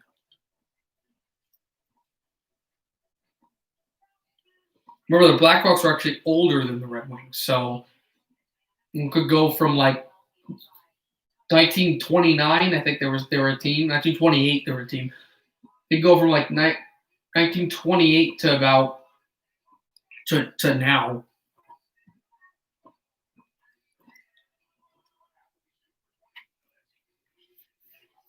Wow.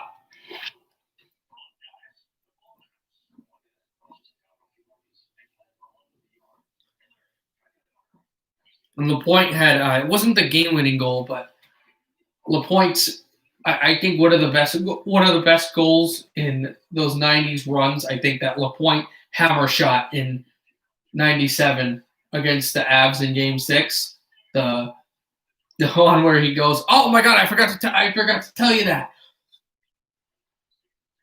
I forgot to tell you the story about we're back in the game when we get to the end of the 3rd quarter. I have to let you know what happened in the Seattle game. I kept telling you I was going to tell you what happened because I don't think you, because I think you kind of like were done because it was such a long stream. That was the 2 football games and the soccer game, and I'll let you know what happened. Penalty on the field, and the Patriots are saying false start. The Rams are saying encroachment. If it's encroachment, it's 1st and goal. If it's false start, it's going to be 4th and 5. Oh, neutral zone infraction on 4th down.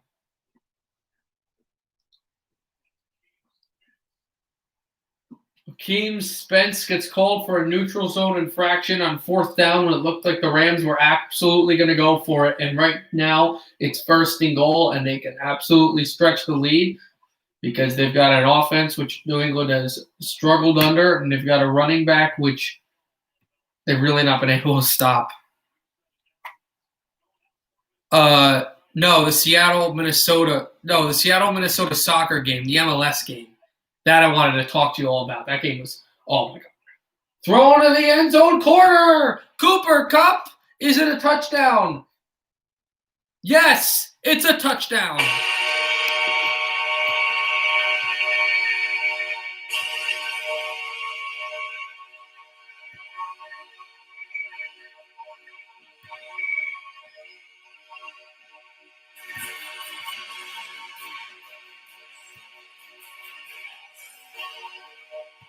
Look, 1 foot. I think he got the toe drag. but they're going to have to look at this. They call it official now. That's a touchdown. Touchdown Rams. They lead by 20 now. Most they've led all game. This to get him a 21-point lead, and Matt Gay will kick it through. Rams 24, Patriots 3. With 93 seconds left in the 3rd quarter.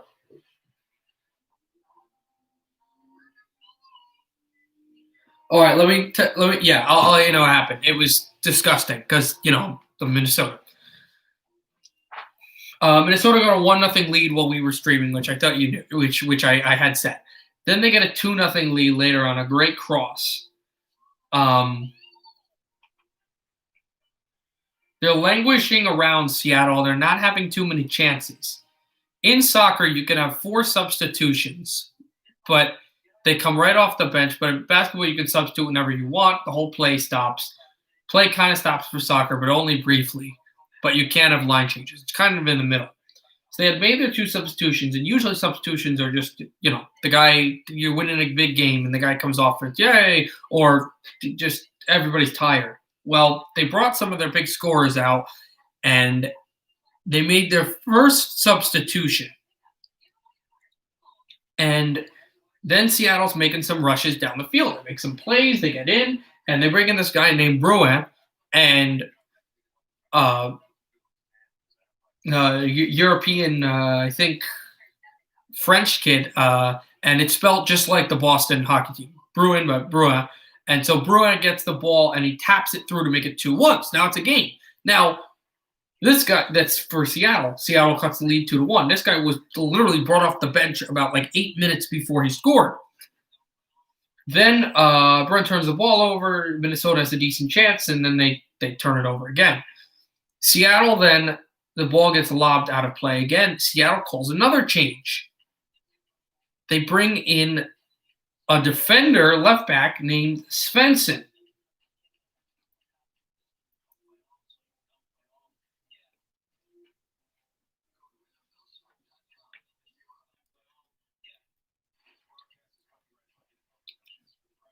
Sorry, then we go to about the 80th minute, 81st minute, and Svensson cuts to the middle, and he sets up a goal. And now it's 2-2, and I'm going, oh no, I'm calling the game too. Then we get to added time with 4 minutes left. And here's the kickoff. I'll delay the story. Remember, it's 2-2 right now with 90 minutes. This will be taken for a touchback. So, if you're still here, Svensson comes off was already off the bench, and then Seattle has some chances, and they get the ball in deep, and yeah, you're here. Okay. Then they make a few shots, and with about 92:50 left in the game, played in the game, they've got about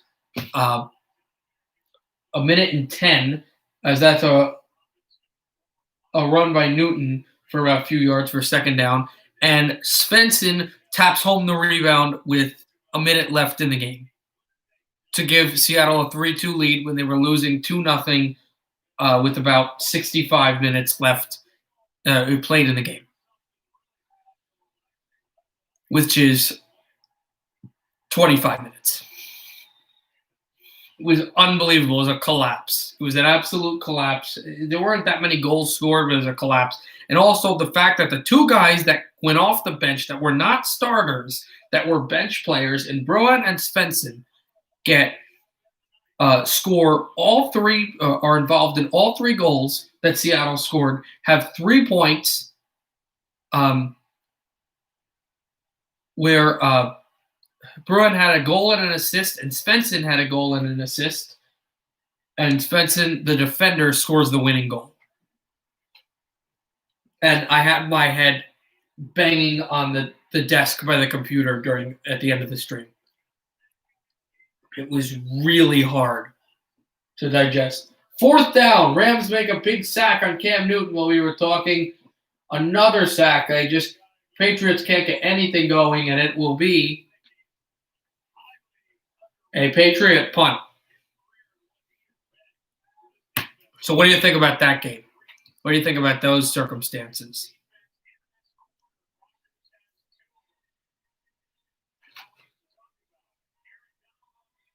All right. Yeah, really crazy, really upsetting.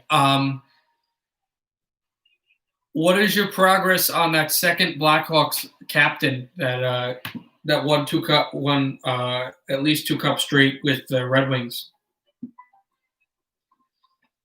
What is your progress on that one?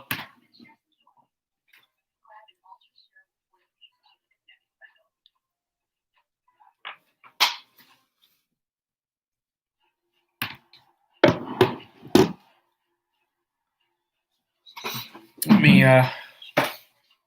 do something here.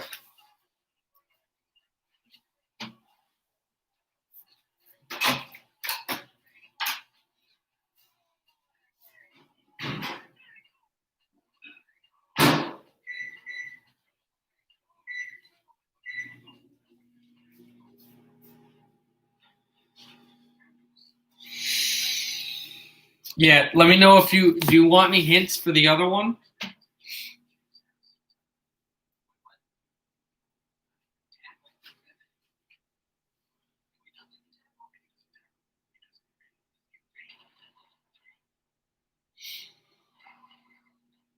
Also, I love Martin Lapointe. He's one of my favorite Red Wings. One of my favorite underground guys. I love what Kirk Maltby did for the team, and I like what he did, but I want to say I disliked him. I didn't dislike him or anything. I liked him. I'll say I'm not a really big Kirk Maltby fan, and by that I mean that I didn't love the things that he did for the team. I just never was really into his type of game, offensively. But I really love LaPointe. But when was it? I really don't want to tell you when because it'll give it away. How about before 1980? Because if I tell you what type of time it is, it'll give it away. So I'll tell you, it's before 1980.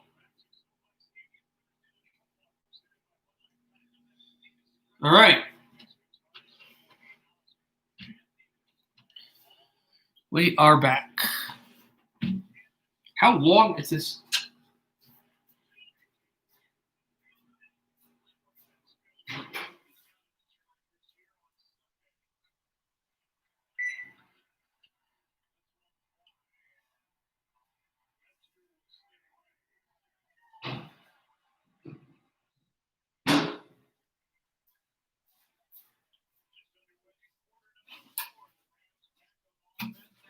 All right, back.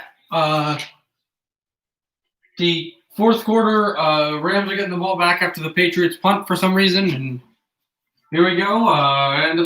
We're done. They're getting ready 12:41, so we'll see how that goes.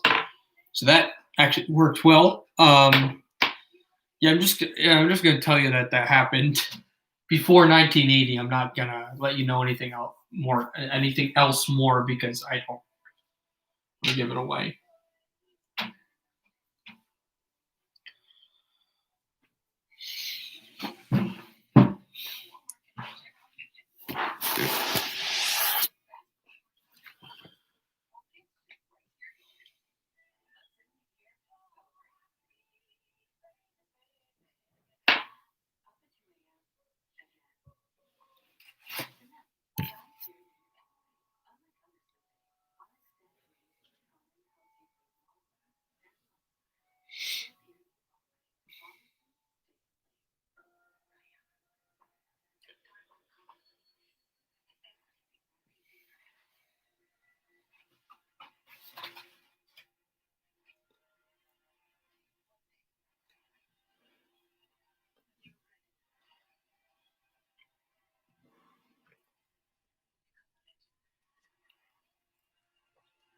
Before 1980,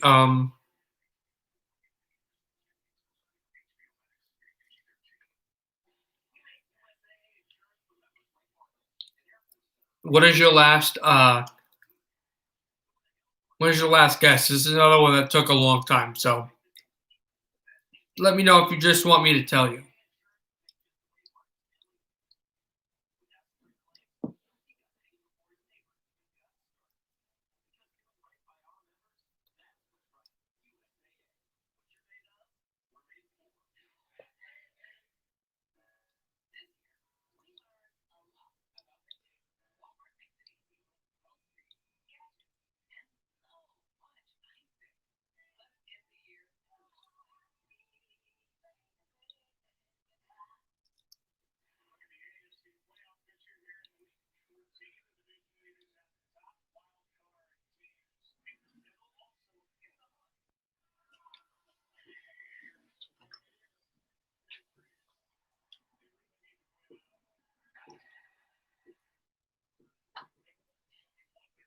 Goff, hand off to Akers, and I think we'll get a yard. It'll be second down, and Bill Belichick give the thumbs up to his approval in this defense. Who need a lot of approval. Got 2 yards, actually, second and 8. So you want me to tell you? Josh, do you want me to tell you?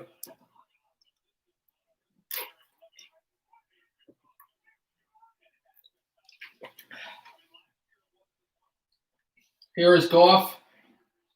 Hand off to Akers for about 5 yards. All right. Ready? Now it's time to go. Oh, no. Ted Lindsay. That was what I thought. I thought that was going to be the easy one. That's why I didn't tell you it was going to be original 6 or the 1950s, the 1960s. I knew you would have gotten it. It was Ted Lindsay. He was the captain of the Blackhawks. Actually, unlike LaPointe, got him to winning seasons, got him to Cup finals, beat the Red Wings in the Cup, actually, in the 60s with young Bobby Hull. So Ted Lindsay's the second one that won 2 straight Stanley Cups for Lindsay. Actually, I believe it was 4, unlike LaPointe that just won 2 straight. As it's fourth down, Patriots with some great Vinovich and company, Phillips, some great stops. And that was but yeah, he was the guy that he was the second one to captain the Blackhawks and the only Detroit Red Wing player to win multiple Stanley Cups and captain the Chicago Blackhawks to a Stanley Cup championship, to multiple Stanley Cup championships, and to multiple Stanley Cup championships against the Red Wings. Ted Lindsay was he was unbelievable. What a great man. Rest in peace. Past the 25-yard line is returned by the punt that went to the 19. 12:45, another just looming punt by Johnny Hecker helps his team. 24-3. Rams. 12:45 left.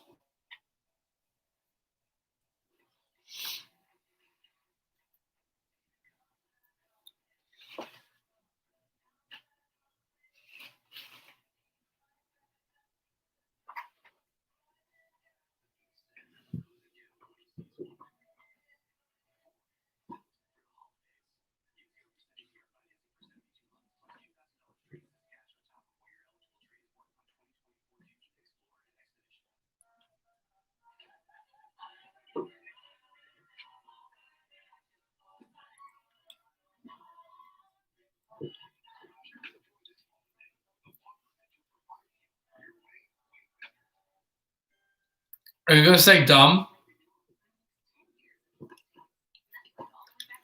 I have gotten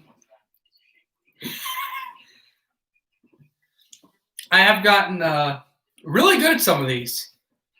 Paul Martin, Gordie Howe. Nope, not Gordie Howe. Sorry. Ted Lindsay.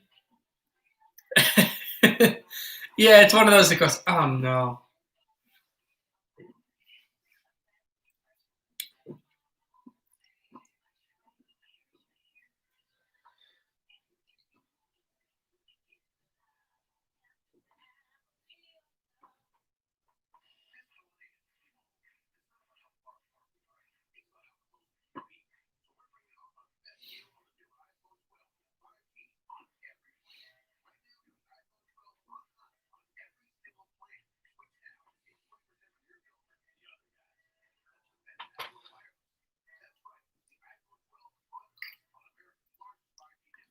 All right.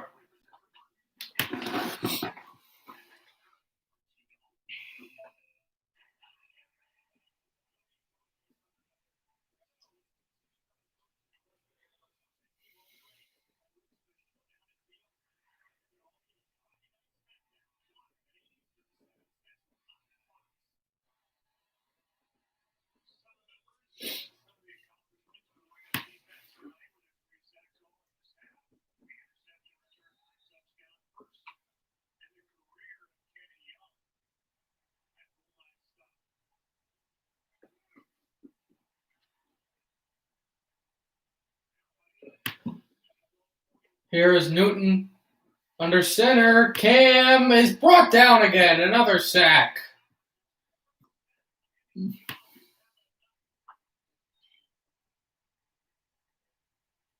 Yeah, I didn't think you were going to get LaPointe that easily. I really didn't.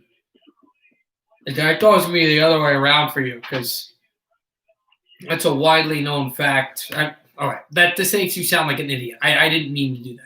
But it is in hockey communities a widely known fact, and one of the reasons why it's so widely known is because Ted Lindsay was traded to the Blackhawks because injury on the field, so they're gonna stop again.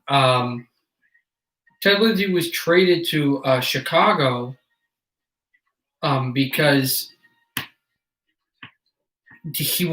there was no player union, and he kind of created the player union, and he wanted better salaries, and he started strikes and wages and holdouts, and the Red Wings owner at the time, I don't know if it was Norris, one of them, Norris or Smythe, those awards actually named after real people, was very stingy and did not like, even though that he was the captain, did not like that. Did not like that he was doing that, so he was traded for that reason. No, I know when LaPointe played. Yeah, I know that, but like a lot of people remember that LaPointe was the captain of the Blackhawks. That was another thing.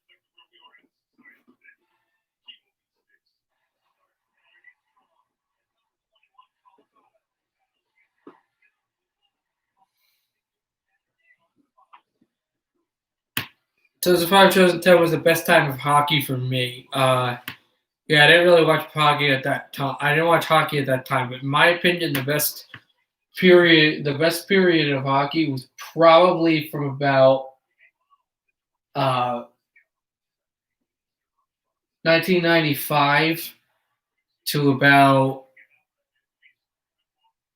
04. The 8, 9, 10, 11, that was some pretty good hockey where it's physical, but also a lot of skill. But they just, the beast where it was still a lot of skill, but still very physical. The beast of 90s to early 2000s hockey was just incredible.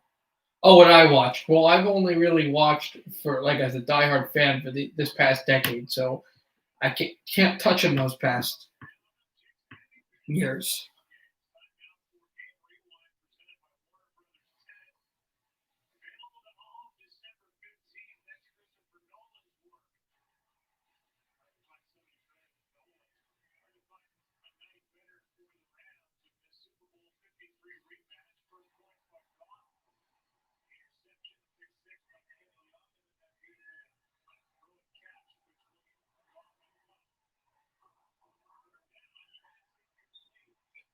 And that'll be thrown incomplete to White on third down, and so it's a fourth down punt for the Patriots again. Kind of slowed down this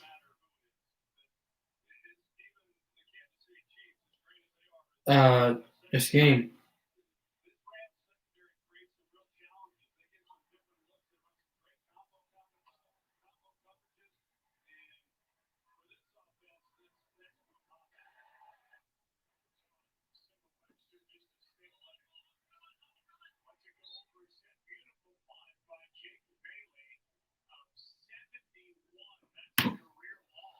A huge punt by Jacob Bailey, a 71-yard punt, the longest he's ever kicked, and that'll pin the Rams, but they still lead by 21.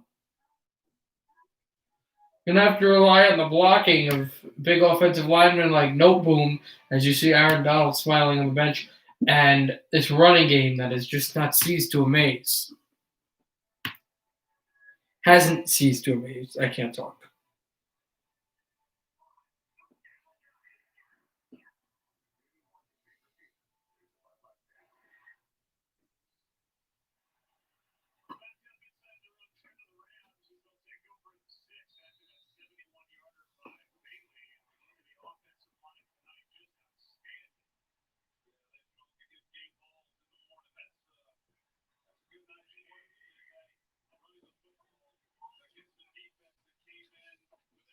Here's Goff, hands off to the line of scrimmage, and that's where he'll go. That's all he'll really go. It'll be second down.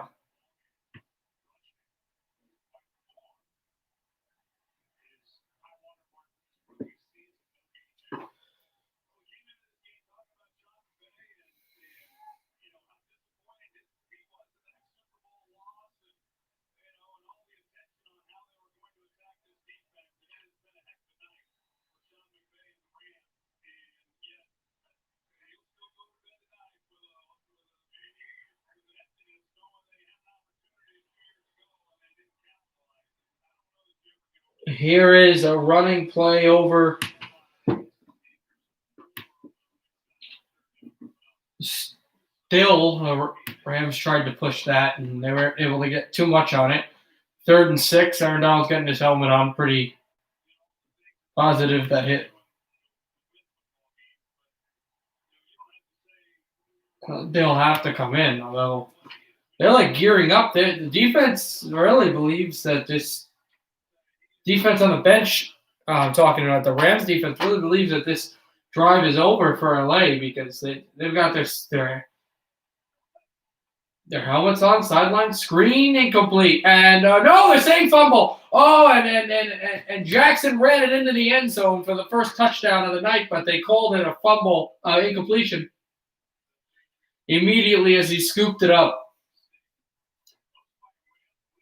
So the Rams defense's hunch proved correct. They're getting right back on the field to face off against the New England offense, really just struggling. No touchdowns in this game.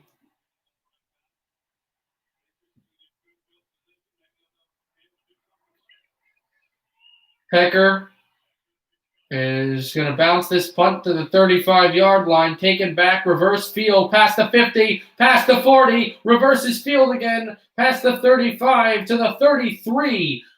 New England right there, Olszewski with a beautiful juke and move past a bunch of Rams players, and the Patriots are deep into Los Angeles territory looking for their first touchdown of the game.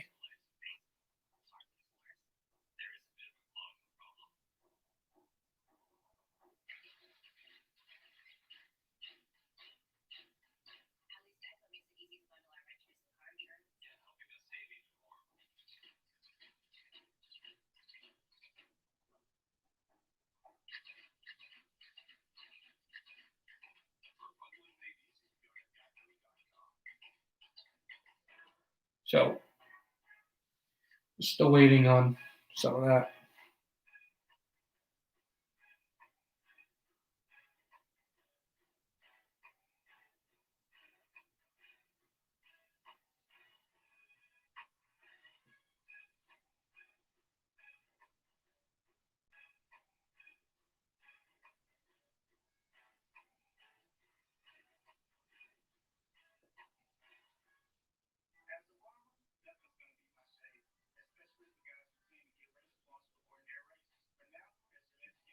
All right, still waiting for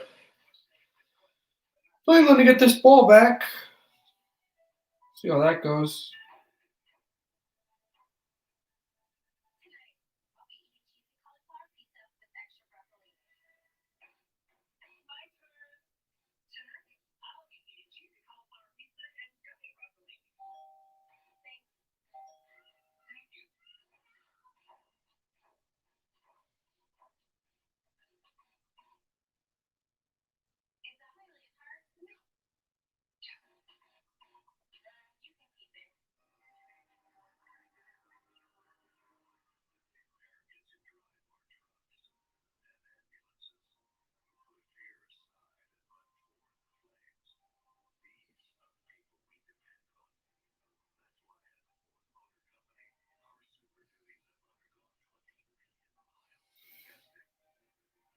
You're back? Okay. The Patriots forced a 3-and-out, and when the Rams were backed up in their end zone. So a good punt return put the Patriots at the 30. I said the 33. It was actually at the 34-yard line. Rams have gotten sacks here. I don't think Cam Newton's playing, guys. Yeah, they just benched Cam Newton. Bill Belichick just said, I've seen enough. And with 10 minutes left in the fourth quarter, he has benched Cam Newton, whose stats look at 9-16, 119 yards, and an interception, no touchdowns. It's Jarrett Stidham, the former Auburn quarterback. Stidham throws over the middle, and I think it'll be a first down over to Boyd. 2 touchdowns, 4 interceptions, 201 yards, and 51.6 completion percentage for Jarrett Stidham in his 2-year NFL career. Stidham calls his own number, and he'll get the first down to about the 22-yard line.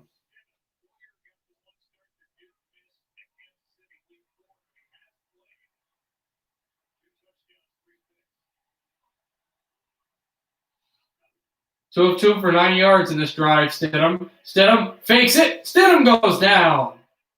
Big sack. Back to the 28-yard line goes the Patriots quarterback. And it's a push play by Leonard Floyd. And the guy who's going to get the sack is going to be Floyd. Floyd powered over the offensive lineman, and he found the way to get the sack. Yeah, fire away with the trivia question. Here's a screen pass to Boyd, who gets close to the 20.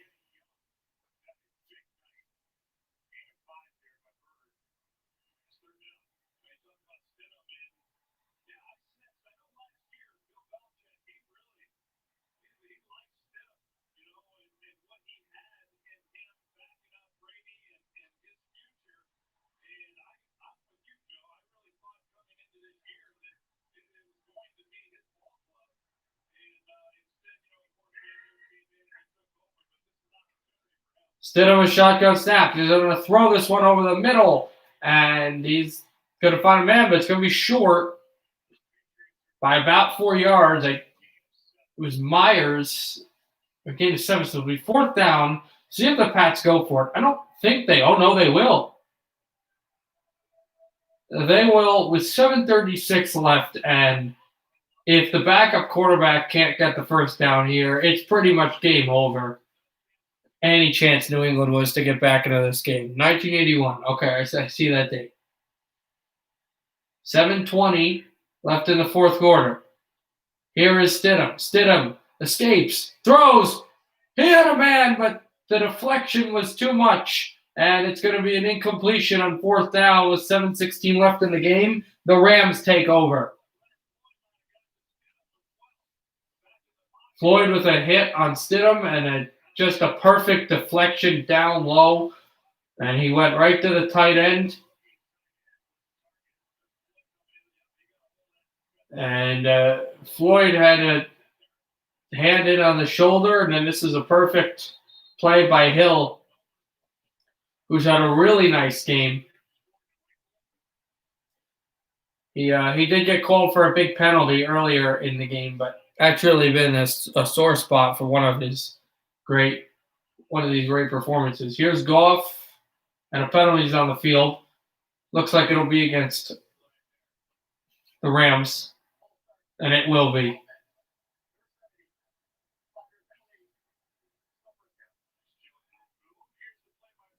It is Noteboom who I was explaining about earlier. Joe Noteboom, who gets called for the penalty there. So it'll be 2nd and 15 coming up.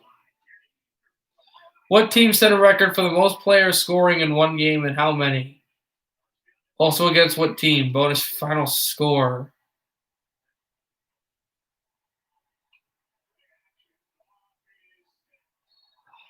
I'm going to guess Sabres. I'm going to guess 11-4. And I'm going to guess against the Philadelphia Flyers in 1997. That's my guess. 97, 11-4, Buffalo against Philly. 2nd and 21 here for the offense of the Rams. They're backed up again, but I don't need to really worry about that. 2nd and 21 here is Goff going down the field. Right over the middle, he's going to find Kupp, and he's going to get a Rams first down, which complicates even more things for New England here. You give up that big play. He was sitting in the end zone, and he delivers the strike, which gets the Rams back there. And Jared Goff, yes, gets credited for the interception, but it wasn't. It was kind of it was a really tight window, and the ball was grabbed out while he was going down. And other than that, Goff's had a really nice game where Newton Stidham hasn't had that bad of a game either. He only played like 3 plays, but Newton's had a really bad one, and Goff has had a decent thing. It happened in 81. Oh, you just said 81. Okay. All right. Edmonton versus Winnipeg. 10-3. 10-3. Oilers, Jets.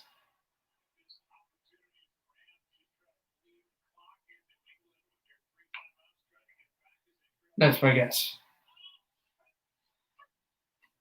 Here is Goff. Play action fake. He's got a ton of time. Goff's going to air it out and then dropped. Dropped by Woods, who would have been in bounds and taken his team down the field, and it wouldn't have stopped the clock. Here is what the NFC West looks like right now. The Rams are 8-4. Seattle's 8-4 as well. They're both 2-2, but the Rams will take the lead in the division with the win tonight. It looks like it's happening. Arizona at 6-6, and they're playing the Giants. And San Francisco is at 5-7.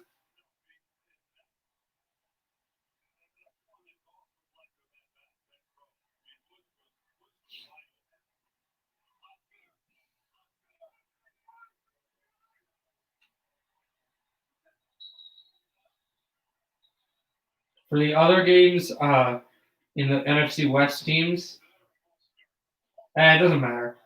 How about the NFC East teams? Let's start with the NFC East teams. Dallas plays Cincinnati. Both teams are reeling in that division.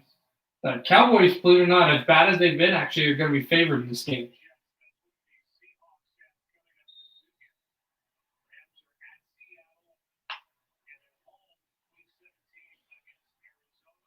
And the other NFC East team, obviously, we talk about the Giants. Washington plays San Francisco. The Giants play in Arizona. Washington plays San Francisco. Philly plays Seattle, I believe. Yeah. No. Philly already played Seattle. Why am I not remembering who they play?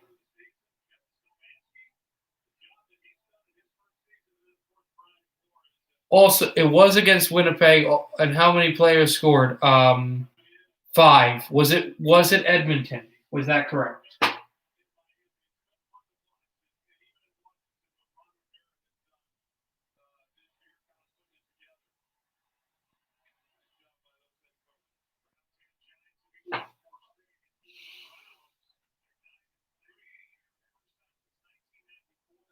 Philadelphia playing New Orleans. That's that game. That's a later afternoon game.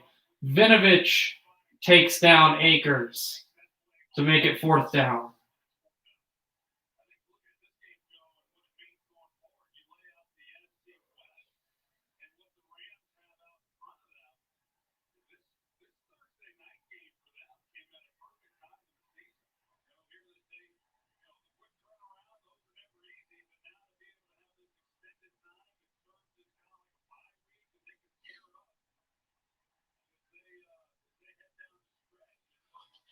Fourth and 11 coming up for the Rams, but Aaron Donald and friends are really excited here.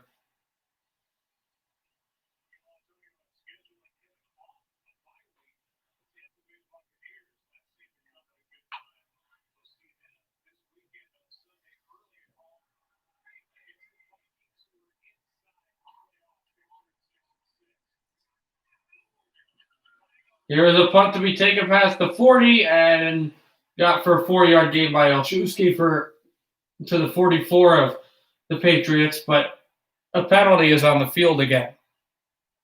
Okay, only the Winnipeg part is correct. Now,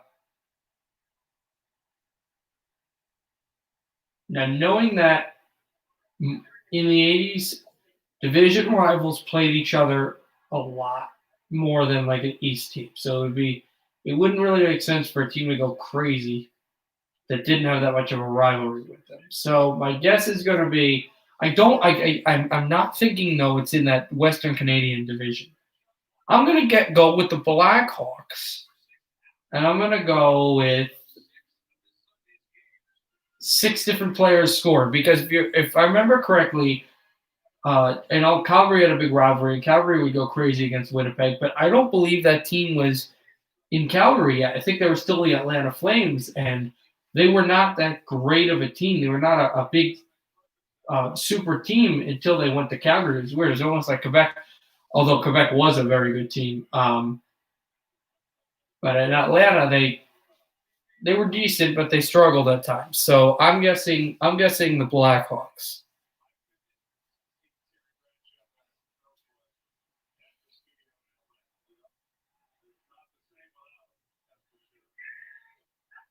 Stidham in the shotgun.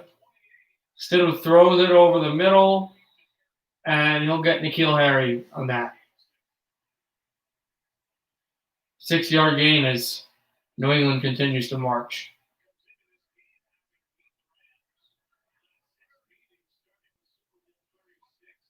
Second and 4 at the 34. They've got to get to the 38. Stidham, that screen tipped up in front and deflected down by more LA defenders. It'll be 3rd down.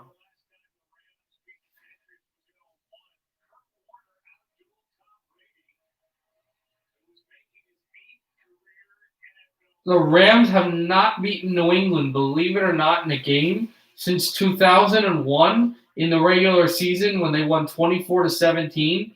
And later that year, the Patriots won their first of 2 Super Bowls against the Rams and their first of the Tom Brady dynasty. Start all that off. Is it St. Louis? St. Louis Blues. St. Louis Blues, 5 different players. Stidham is sacked. This Rams defense coming up huge. Fox with the hit. So the guess is the Blues. Speaking of St. Louis, the old St. Louis team is making the Patriots sing the Blues here with 3:40 to go. Bailey will drop a punt, which is going to be fair, caught just past 20.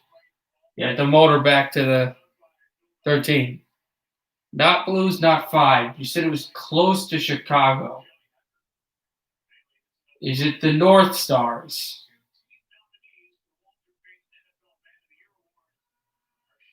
My guess would be the Minnesota North Stars, and it would be 4. And the guess of the players would be 4. 4 different players.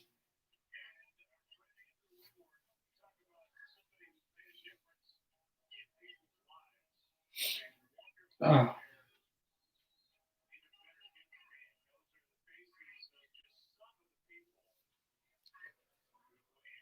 8. I'll jump 4 up. 8. 8 different players.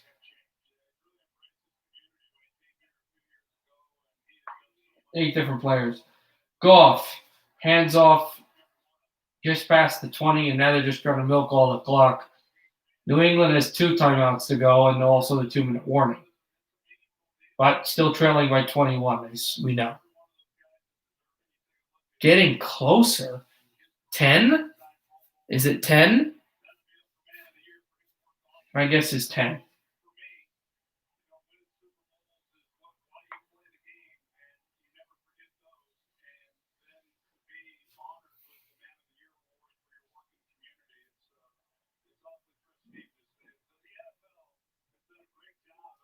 $11. And 11 does seem right now that I say it. 11. Spun and losing yards is Akers, and you wonder if New England will use their timeout, one of their timeouts. And it'll be 3rd down. Probably wait till 4th down to use one of those timeouts. They're going to have to soon because they're approaching the 2-minute warning, and if they don't, that means Belichick's really just saying, "Hey, we know we're going to lose here." I think that's what he's going with. Pretty sure that we're going to lose here. Let's regroup for next week and try to see if we can get in this thing, in these playoffs.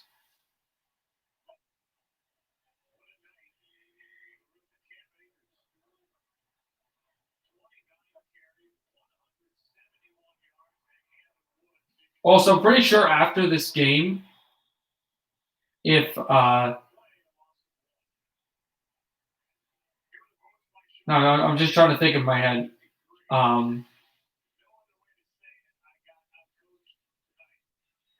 Week 14, right? Week 14, week 15, week 16, week 17. Hold on one second.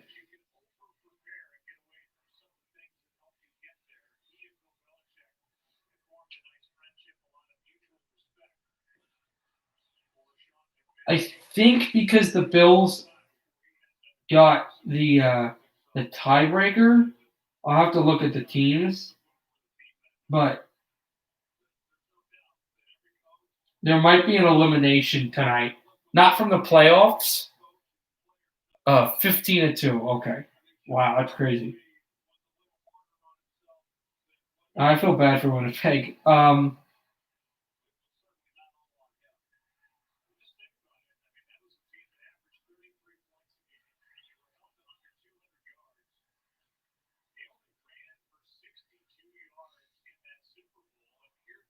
Oh, they haven't played them yet, so no.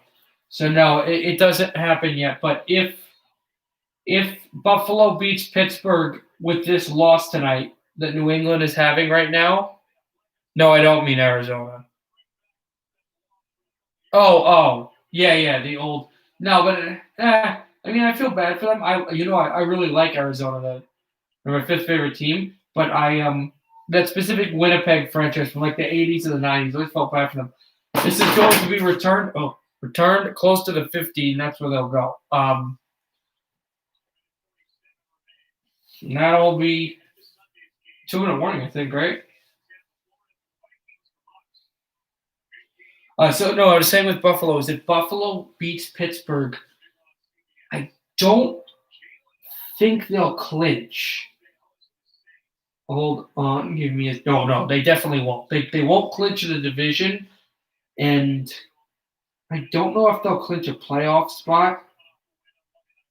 I also don't think they'll clinch a playoff spot, but they will eliminate with if LA hangs on here and Buffalo beats Pittsburgh, they New England will be eliminated from winning the division, and that means that the division, if Buffalo wins, the division will have to be won by either Miami or Buffalo, and not the Patriots.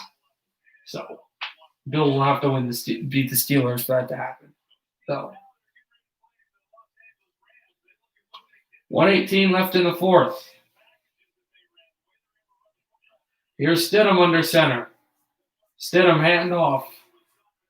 Can the Rams keep the Patriots out of the end zone in the final 65?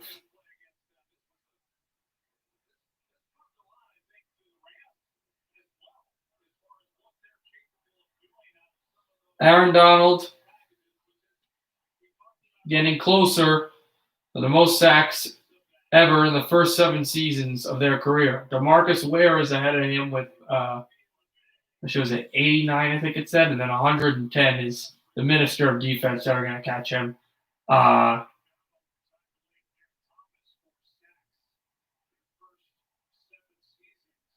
He also tied Derek Thomas, the great former Chief, with sacks there. What was the longest shootout ever? I have no idea. Oh, I do know this. I don't know how many rounds. I think there were about 18. It was about 2014 Florida-Washington, right? And Florida won. Isn't that the longest shootout ever? Or that was the second longest shootout ever. They go for it on 4th down with 5 seconds left, and the Rams stop them. Michelle just cannot get there. And now the Rams, all they have to do is take one kneel, 20 rounds. Okay, I wasn't sure how many rounds. Remember that. I don't remember the exact year, but it was like 2014, 2015, 16, something like that. I think it actually might have been the year 15, 16 when the Capitals had the best record in the league, but the Florida Panthers had one of the best records in the Eastern Conference. The year the Penguins won their second cup in the Crosby era, their 4th cup all time. Goff will take a knee, and that'll end it.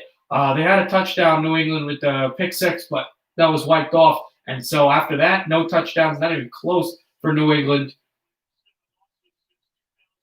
The first time since 2002 that the Patriots have had 7 losses. Not good for them. The Rams win big, 24-3, and they go 9-4. Sole possession right now of the NFC West, and the Patriots hanging on to a thread. That'll be the end of this stream. I'm planning on streaming on Saturday for the college football game between Mississippi and Texas A&M, but they still haven't. They keep saying it's postponed, and they still haven't given an exact schedule onto when it is, and A&M needs that game. So when I figure it out, I'll see if I can stream. I'll also like to stream the MLS, but I got some homework and stuff. Yeah, I got some homework and stuff for that as well. So I don't know. I might stream on Saturday, and I might stream on Sunday. Not positive for either of those games. Also, not sure if I'll stream on Monday either, because I'll have my work done by then, but I got to do some scheduling for classes and stuff, and I gotta. That's when I get home for the winter, so I have to put stuff away. So I'll try to study I'm not positive for Saturday, Sunday, or Monday, even though I know that's Cleveland, Baltimore, it's huge. But I can tell you for definite after Monday, I'll definitely be able to stream like I always do. So happy hockey, everybody. Good night. And again, if you hear like sound crazy, my throat's been irritating me a little bit. I haven't. I don't think I'm sick with COVID. I I don't know, and I feel a little bit under the weather, but I felt a lot worse, and I don't feel that bad. So everybody, Josh, have a great night, and see you soon. Happy hockey, everybody.